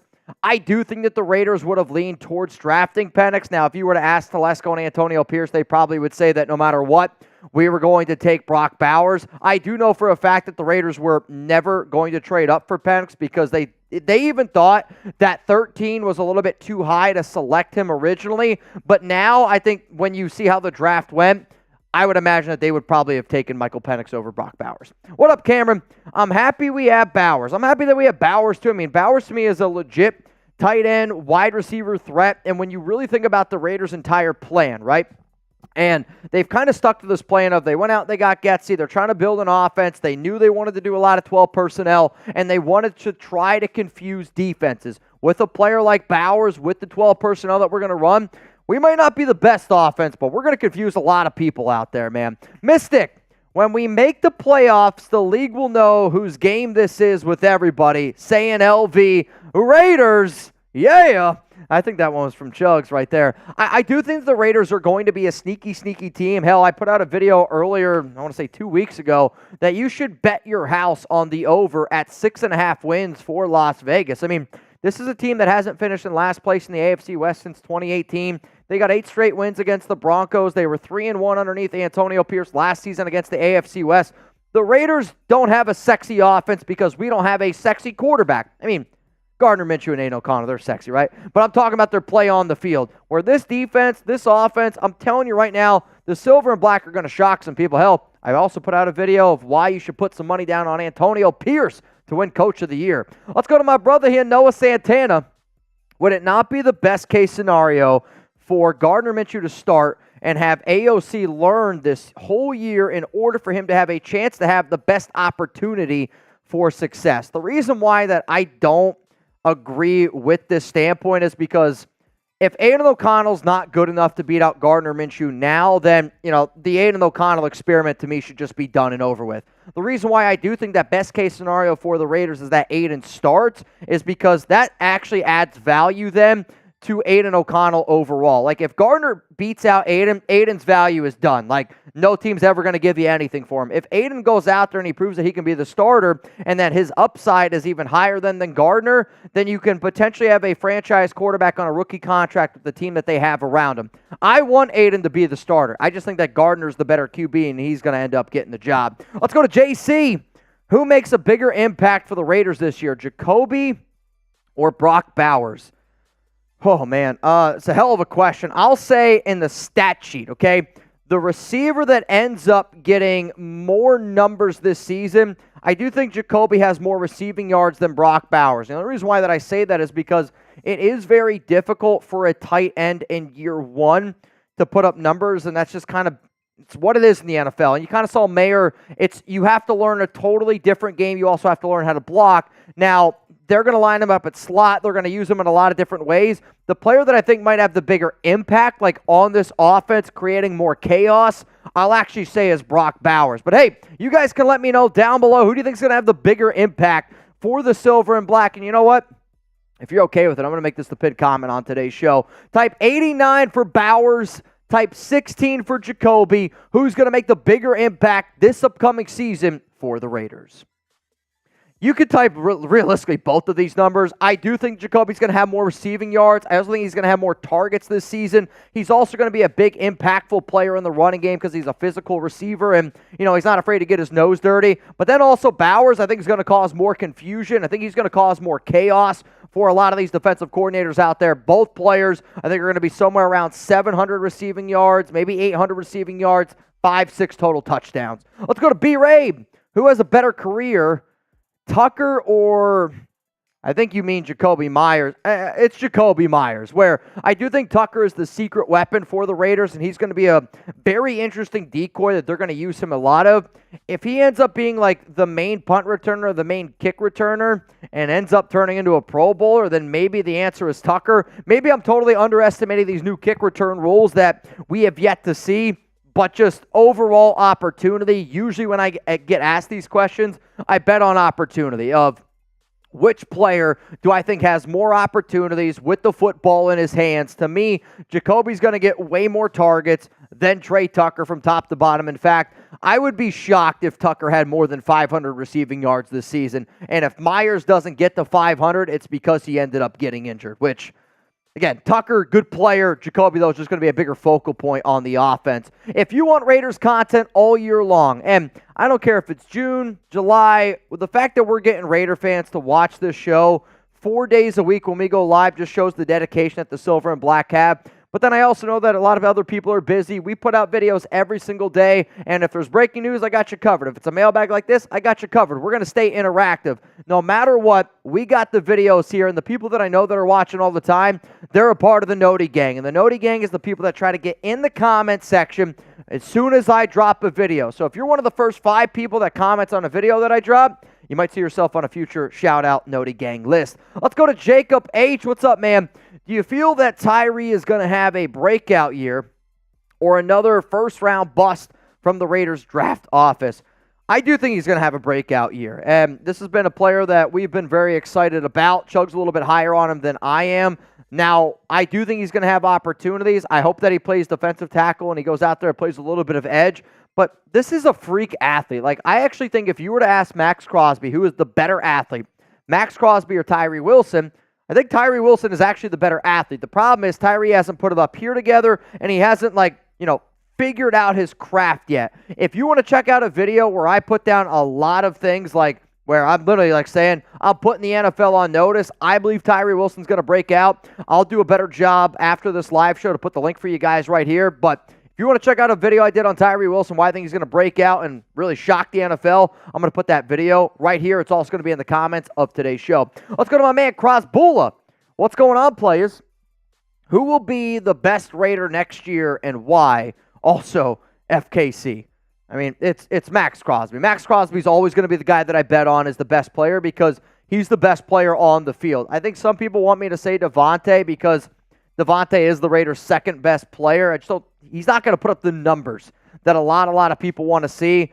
I'm going to say Christian Wilkins. I think him and Crosby are going to be a real pain in the ass for offensive coordinators next season, but we have a really talented team, and I really, truly believe that we do. We just got a few pieces we got to figure out. Quarterback, running back, got to find that other corner, and I really like where our team's headed. If you want to know what stack I'm using from Panda Supps, you're like, Mitch, what the hell are you talking about stack? Well, guess what? Panda Supps asked me, Mitch, put together a summer shred stack to get you and Raider Nation in best shape possible. And this stack usually costs about $199, but if you go to chatsports.com/mystack or click on the link that's in the description or the comments section, you can actually get this stack up on screen for about $160. But wait, there's a little bit more into that. If you also use code MYSTACK, you're going to save an additional 35% off. I actually think the last time that I looked, you can get everything that you see up here on screen. The usual cost is like $200, but if you use that link that you see down there below, and if you use code MYSTACK, you're going to be able to get all of that for about $103. It's a hell of a deal. I use the protein, the BCAAs, the fat burner, and then you get all that extra stuff, the shaker, the drawstring brag. Also on top of that, you get a little bit of the pre-workout, which I will admit, if you're sensitive to caffeine and you don't use pre-workout, one of those packets could probably last you 3 workouts. Don't just take it all in one. It will give you that feeling, that ants are crawling on your skin, and I don't want that to happen to you. Shout out to Panda Supps for sponsoring the Raiders Report. Let's go to La-na-na-na. If the Raiders still had Derek Carr, would we be a Super Bowl team? No. I know that I've said before that the Raiders, if they had a good quarterback, would be a Super Bowl caliber team. But kind of like, the argument that I'll give with Dak Prescott, I don't think Derek Carr is ever going to win a playoff game. I also don't think Dak Prescott's ever going to win a Super Bowl. Is Derek Carr a better QB than Aidan O'Connell? Yes. Is Derek Carr a better quarterback than Gardner Minshew? Yes, he is. But also, would I rather have Aidan on his contract or Derek Carr on his contract? I think you can make that an interesting debate. Would I rather have Gardner Minshew on his contract or Derek Carr on his contract? I'd rather have Minshew, and I'd rather have Aidan on their current deals. But DC, from a talent standpoint, would make us a better team. But Derek Carr is not a Super Bowl caliber quarterback, and I don't think how anybody could ever say that DC is going to win a Super Bowl. So would the Raiders be a Super Bowl caliber team with Derek Carr? Give me a yes or give me a no. I'm going to sit up here and say no, because to me, Derek's not going to win a Super Bowl. If we're going to go out and we're going to find a QB, I don't want to just throw $40 million at a below-average QB. If we're going to go out there and we're going to spend, you go out and spend on somebody that actually gives you a shot to win a Super Bowl. I'll say this, though. Can we stop talking about Derek Carr? Cast, Raiders, Week 1 needs to hurry up and get here. I'm ready to see these opposing QBs running for their life. By the way, SPF Mitch. I hear you, Cast. Also, I was rocking your jersey earlier on today's live show, so when you sent this in, I got to show my man Cast Joey a little bit of love. I did use SPF. I used a lot of sunscreen, but this weekend I did get a little bit crispy. I got a little bit burnt from my wiffle ball days. I went 0 for 8 to start. Finished off strong, though I'm pretty sure I threw 3 innings. I would have thrown a no-hitter. Nobody's hit me in this office for wiffle ball. Ed, how do you think the running game will be while we are in 12-player personnel and the slide blocking scheme, because if we have 7 big blockers on the line, Trey and Jacoby, Zeus versus the safety? I think that our running game with 12 personnel, I still want to see how it ends up working out with James Craig, but like the James Craig wide zone running scheme is very similar to the way like the 49ers run their running scheme. It's very similar to the way that, Mike McDaniel and the Miami Dolphins do it. It's been very successful. It does actually lead to running back injuries quite often. I mean, you've even seen the Niners struggle with some quarterback injuries from time to time. But with our player personnel, with our offensive line, with our talent in general, I do think the Raiders are going to be more successful running the ball this season than they were last season. But that also has more to do with teams not being able to stack the boxes easily. And 12-player personnel, teams are also have to respect the ability of Jacoby, Trey, Michael Mayer, Brock Bowers, Devonte Adams, where they're not going to be able to stack the box. the Raiders are going to cause a lot of chaos on offense. They're going to confuse the hell out of people, man. If you want to check out my must-watch video of the week, I did a video this weekend around Max Crosby of why I think that he is the best defensive player in the National Football League, and I really want all of y'all to go check it out. I'm going to put it up here, so please, please, please, please, and I want you to share it, and I want you guys to check it out, because I also gave you this a challenge. If this video around Max Crosby hits a certain number of likes, I'm going to give away a signed Max Crosby jersey here on the Raiders Report. Let's go to Brock. What's up, Brock? Love the show with Graphic this weekend. You didn't seem excited about Shaq Lawson. Why is that? It's not that I don't really have anything against Shaq Lawson. I think Graf was just, we were talking about edge rushers and, going out and adding a defensive lineman to this team. The reason why I'm not crazy about Shaq Lawson is because I would say Jerry Hughes would be a better signing. Unique Ngakoue to me would be a better signing. But as long as Emmanuel Ogbah's out there, like we could talk about Ngakoue, we could talk about Jerry Hughes, we could talk about Shaq Lawson. Emmanuel Ogbah, with the ties that he has with his team, that's why I'm not high on Shaq Lawson, because I would just rather go out and spend the extra money and go get Ogbah. You still have the money to be able to do it. Jacob, know you covered quarterback competition. Who do you think will end up getting the starting bid, and will we make the playoffs? Love the videos, Mitch. Keep them coming. I predicted the Raiders to go 9-8 this upcoming season. I still think that Gardner's going to be the starter. I know that Jeremy Fowler reported earlier this week that Aidan has the upper hand, or the slight edge, I believe is the exact term, which Aidan should have the upper hand. He should have the slight edge. He was the guy that's, in the team, like, from last season. Antonio Pierce kind of gave him the edge when he said that it's his, job to lose. He's going to get the first snaps out there. This is going to be a battle that goes between training camp, preseason, and I've said it probably 100 times now. I want the Raiders to name their starting quarterback a few hours before game time. I want the Chargers to prepare for both. What up, Jack? In what order do you re-sign players? Me, you're going to go Spillane, then Hobbs, then Kuntz, Merrick, last is Diablo, since all their last year of their contract. I'm not re-signing Divine Diablo. I'd let him test out the open market. To me, he's not good enough, nor has he proven that he deserves to be having a contract extension. Spillane I have on that list. I've already put out a video on this, and I've ranked the top 5, and you have 4 out of the 5 players that I talked about, but Spillane, he's somebody that I would absolutely resign. Malcolm, for me, is number 1. The problem is, if you're Kuntz, you're probably going to let this year play out, because if he hits the open market next year as a free agent and has a really good year, he's going to make a lot more money than if he just resigns right now. Solomon, what's up, my brother? What do you think about the rumors that Carr will be the Cowboys quarterback next year? To be honest, there's nothing that would make me happier. Like, it would be the ultimate troll job for the Cowboys, for one, to go to Dak to Derek Carr, which doesn't make any sense. And I really don't see why either side does it. I don't see why the Cowboys would want Derek Carr. Have I seen these rumors? No, I have not.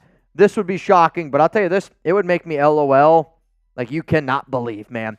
If I missed your question, you can always hit me up on Instagram and on Twitter at Mitchell Renz 365. Please always remember that, in the offseason, we're trying to figure out everything that you guys are looking for, the type of content. If you also want to send recommendations for the type of content that you'd like to see in the offseason, you can DM me. You can also DM Chuggs as well on Twitter at Jeremy Chuggs. We really enjoy doing these mailbags. I like being able to answer these questions. It's fun to be able to do it in the offseason, to just know what the nation's thinking, to see the questions come in. And a reminder, if you want more mailbags here around the Raiders, make sure you click that like button.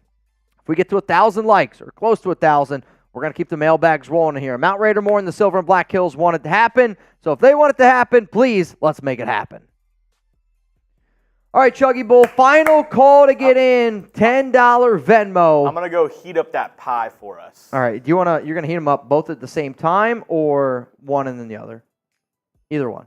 Either one. Heat up the cheese last, though, is my point. Okay, you want the cheese to be hot. Yeah, so heat up the first one that doesn't have cheese first, and then the cheese, and then we'll try them both. Okay. All right, so here's what's going to happen. The nation's been asking Jeremy and I for a week, about a week and a half, to try apple pie with cheddar cheese. I baked an apple pie, and I got some cheddar cheese. We're going to try an apple pie by itself, and then we're going to try the apple pie with cheddar cheese. We're going to compare them. We're going to give us our honest takes here. Probably grade it from a scale of 1 to 10. Then, after we're done with that, we're going to do a 50-50 raffle here. $10 to get in for a chance to win some money. Charles, you, sir, are in. I'm going to refresh my phone. I see LCA, you in. And then it looks like Francisco Ramirez, you are also in. So right now, $10 Venmo to win $75 here on the Raiders Report. We got 350 people tuned in. How do you guys think it's going to be? Apple pie, cheddar cheese? Because the votes right now, 80% say no. I'm a little nervous. But I also am actually curious to see if it's good. And the only reason why I say that is because I do like Chicago-style popcorn of cheddar cheese and caramel corn mixed together. I think it's interesting. Now, I would just rather have plain cheddar cheese popcorn, and I'd also just rather have plain caramel corn popcorn. But I never thought that I would like Chicago-style, and I do like it. So, I'm curious of how this goes down. I'm not going to lie. I'm pretty damn curious.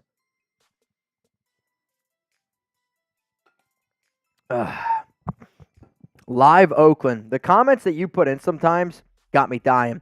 Jeremy, what would your Raiders all-Madden team roster be? Thanks for all you do. I actually don't play Madden. I know we do Madden Sims, but Jeremy's more of the Madden player. What does that mean? My Raiders all-Madden team. If I could just build the perfect Raiders team, for all-time players as well? Is that what that means? Because if it's all-time Raiders players, forever, and if I got to build a legit Madden-style team, this might be I don't know. I was going to say, for me, if I'm playing Madden, this is me being real with y'all. Is it me playing Madden, or is it, the best team I can possibly create? All right, so the perfect all-time team. If I just got to create the perfect all-time team, I'm going to go Rich Gannon, the year he won MVP. Bo Jackson at running back. Wide receiver, I will put Devonte Adams and Tim Brown in that equation. You guys might not like this, but the year Darren Waller had 107 grabs at tight end. Center, I'm going to go Rodney Hudson. I'm just going they want all time. I said if it's an actual Madden game, at quarterback, Terrell Pryor. No, that's literally what I was going to say. Okay, so we got the cheddar cheese one, and then the regular apple pie one. First, I want you to try the regular apple pie, and I want you to give me... Oh, yeah, watch that cord. Do you have a headset by any chance, or can you get your mic back? And then after the apple pie taste test, we are going to do Venmo, 50-50 raffle. So this is an apple pie that I made over the weekend. It is nothing canned, there's no canned ingredients. We were going to do it last Friday, but then I realized it was entirely frozen and it needed to be baked. So that's why we're doing it today here on Monday. Okay, here we go. All right, so it's got Granny Smith apples, I believe. This is the regular apple pie. regular. We heated it up. Oh, your fork? Oh, thank you very much. All right, so you got to go this one first. Okay. We'll go same time if you want to get your bite. This might surprise you. I've already had plenty of this. All right. Over the past few days. Behind him.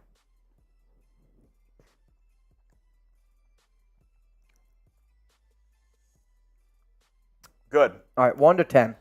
For me, it was a lot better fresh when it was crispy. Obvious, right?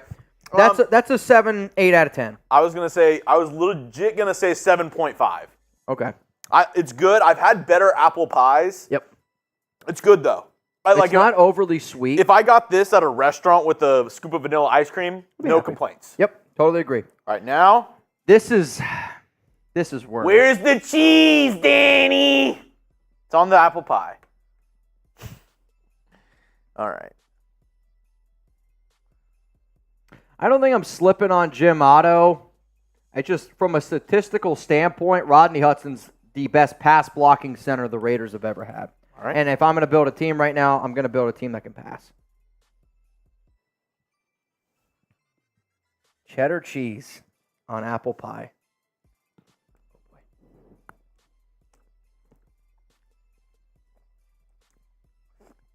That's better. That's better, bro. That's so good.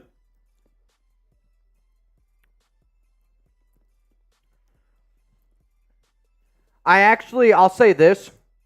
It's a lot better than what I thought. I actually want to try it in the air fryer when it's crispy because there's a lot of softness going on, the soft apples, the soft breading, the soft cheese. If that was a piece of crispy pie with melted cheese on it, that's pretty good, though. That's actually a lot better than I thought. It's good. I would eat it. Whoever suggested the cheddar cheese on apple pie, I would eat it. Now, and we asked y'all what way do we do it, because there was like the hot pie with the cold cheese, the cold pie with the hot cheese, which that was Mitch's suggestion, or the, cold on cold. I think hot on hot, like melting it over, I would like that. I'm not kidding to anybody that's watching the show right now. The next time you get apple pie, try it. I would try it. I like it because I like variety. So, like, the fact that I can get kind of like that salty, like, sweet taste, and then I can also come back and just get just the sweet taste. Mm-hmm. It's good. I mean, it's actually good. Raider Dangerfield said, I told y'all it was good. Next step, a la mode. What does that mean? Apple pie, cheese, scoop of ice cream on top. That's insanity. I don't know. I'm down for it. I'm kind of down for it. We don't have any ice cream here. The only ice cream we used to have was ranch. Which I don't know. I don't want ranch. I'm not going to lie. It's good. I'm actually very, very surprised that it's good. Yeah. It's worth a shot. I'm telling you right now, if you thought that cheddar cheese on apple pie was weird, it's still weird, but it's good. Seeps. I mean, Seeps. It's actually good. So, Seeps was asking me about this. Well, if they want, I mean, they can go warm up some more. You want to try it, Seeps? He literally said, fuck it. See, you have to warm it up. Go get a piece of cheese and put it on that and warm it up. Yep. So cheddar cheese on apple pie. It's actually good. Yeah, I bought some. It's in the fridge. It's weird, but it's actually decent. So Dude, the way right? It's not bad, dude. so the It's way pretty that it was good. What you were saying is Chicago. Yeah. Chicago. If anybody likes Chicago style popcorn, I think that you would really like this. Pretty good. It's a lot. I mean, when you hear it out loud, you're like, "There's no way that's good." No. Yeah. It's actually good. Thank you. It's just like, I made the apple pie. He I baked it. That's a win, baby. If you bake it, that's a win. Can't Walk said, you're welcome. Hey, you were right. It's good. I'm not afraid to admit when I'm wrong, and I was wrong.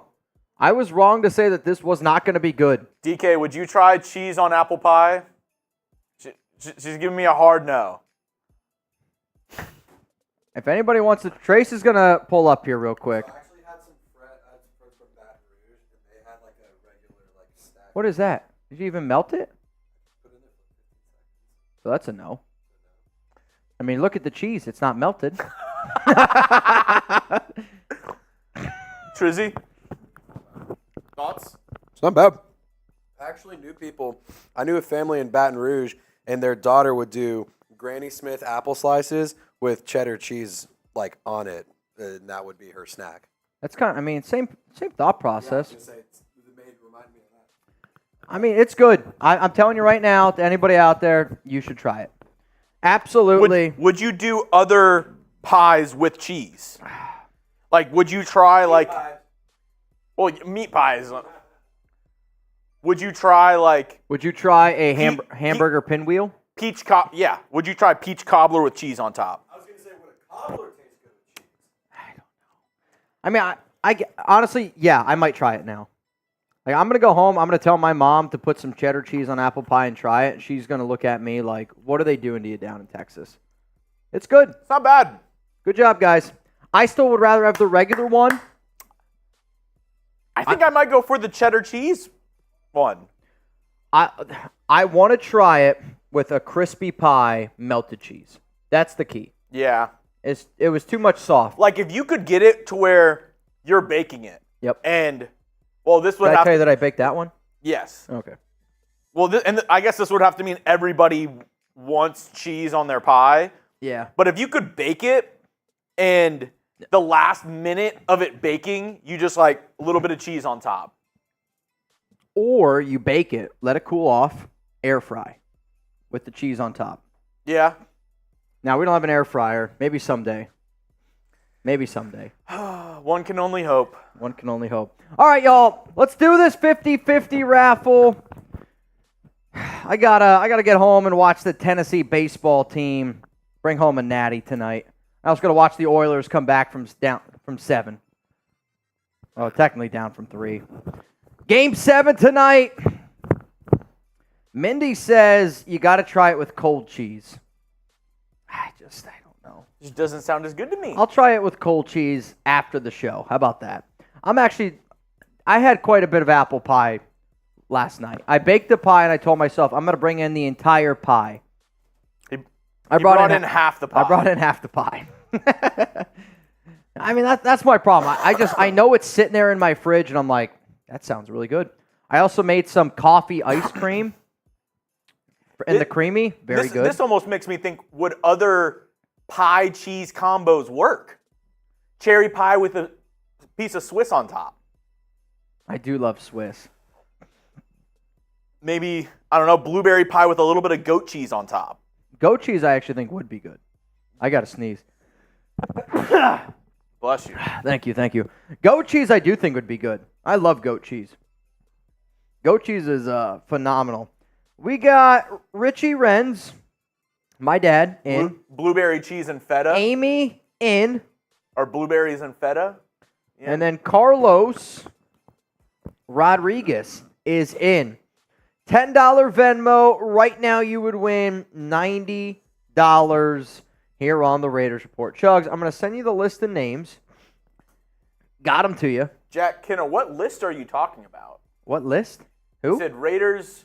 What center is rated higher than Jim Otto? Only 4 centers in the top 100 of all. But what list is it that you're talking about? Oh, because I was talking about the all-Madden team. So, if I'm building a Madden team, and Jim Otto is the better all-around center, and that's kind of why I was trying to figure out what type of team am I running? Am I running an actual, all-Madden team where, I got to play on Madden, or am I going to run a team that's just, I don't know, like an actual football team? Jim Otto is the greatest Raiders center of all time, but then also, though, I think you have to consider, is Jim Otto at the size that he was at? Is he going to be able to play center, in the NFL nowadays? Because Otto would be literally the smallest center, on an NFL roster now. So, by me saying Rodney Hudson statistically is the best pass-blocking center that the Raiders have ever had. That I don't really think that you can argue. Otto's the better all-around center, though. I think it depends what type of offense you run. Martin said, that's as weird as putting sugary sauce on bacon. Martin. That's delicious. You've never had candied bacon? Dude, candied bacon is one of my favorite things. Dude, next time you're cooking bacon, Martin, a little bit of brown sugar, a little bit of spice if you like it. Lord Buddy Bear, brown sugared glazed meatloaf, unbelievable. Unbelievable. Oh, my God. Dude. That's like some you give me candied bacon or bacon jam. I was just about to say bacon jam.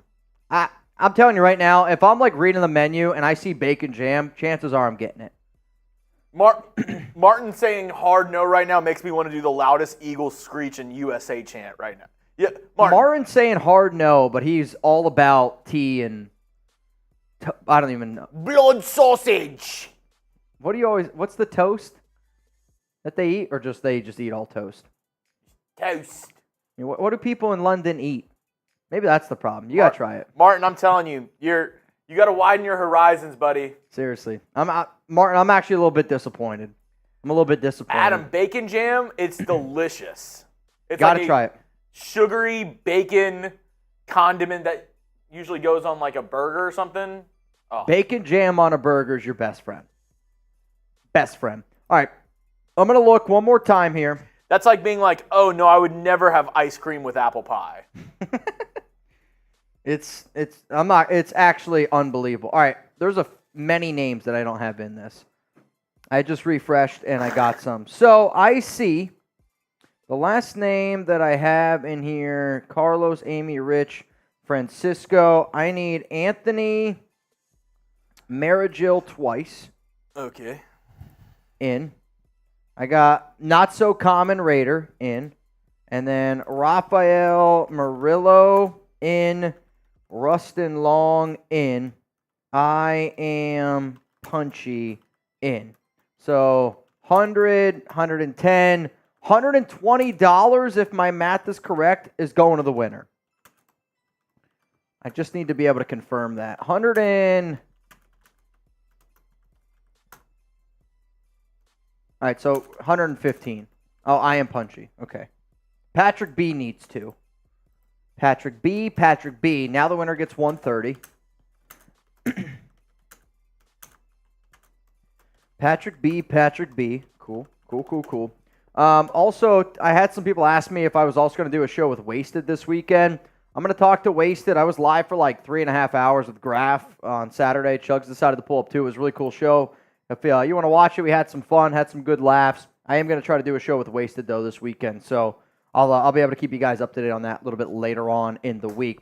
All right, here we go. Winner's going to win 130, we said. $130. 3, I think so. 2, 1. Let's run it.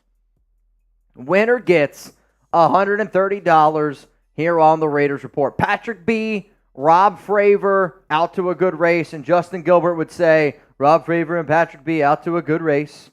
They got off to a really good start. Rustin So Long starting to creep up here a little bit. And the B stands for bang. I saw the hands, so I knew something was about to happen. The hands. Jamari Murray, I think he's got this one by just a bill. My duck was the fastest duck out there. There's no doubt about it. My duck. I said, wow, what a duck. Your duck, I have one look and I said, wow, that must be the ugly duckling.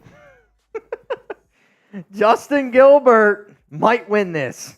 Watch out for Gilbert Moreno. My dad's in a very interesting spot there. Rob Fravor starting to pull up. Justin Gilbert. I think Rob's going to get the win.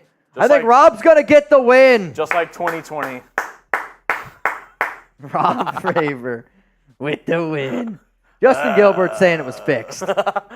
He said it was a fixed race. Stop the count. Stop the count. Rob Fravor with the dub, which I feel like Rob just won recently. Maybe I'm wrong in that. No, Rob's been in a bunch. So the last time Rob won was March 18th. So I'm glad Rob gets the dub. I'm happy for you. Congrats to Mr. Rob. Because of all the illegal ducklings. Nope. Nope. I think that's a good time to get out of here. Who's getting the butthole pick? Patrick, and the B stands for bang. Raphael gets the butthole pick. Raphael, I'll send that over to you as soon as we get done with today's live show. Congrats. Again, all of y'all, seriously, had a lot of fun on today's episode. The apple pie with cheddar cheese actually was a lot better than what we anticipated. Chuggs actually preferred it over the regular one. So if you haven't tried it, please make sure you do so. I'll see you guys tomorrow. I'm thinking the blueberry with goat cheese. That might be the next try. That actually does sound good, though. I think I'm in. I'm down to try it. We're going to be live tomorrow at 4 p.m. Eastern Time, 1 p.m. Pacific. We're also going to be live Thursday and Friday as well. Make sure you guys are watching the Tennessee baseball game tonight. Make sure we're rooting for the Volunteers just because, there's a Raiders fan on that team. Then Oilers, Game 7 tonight. Can't wait to watch a little NHL, college baseball. Going to be a fun night. Chuggs and I will see you guys tomorrow. 4 p.m. Eastern Time, 1 p.m. Pacific. Go Raiders.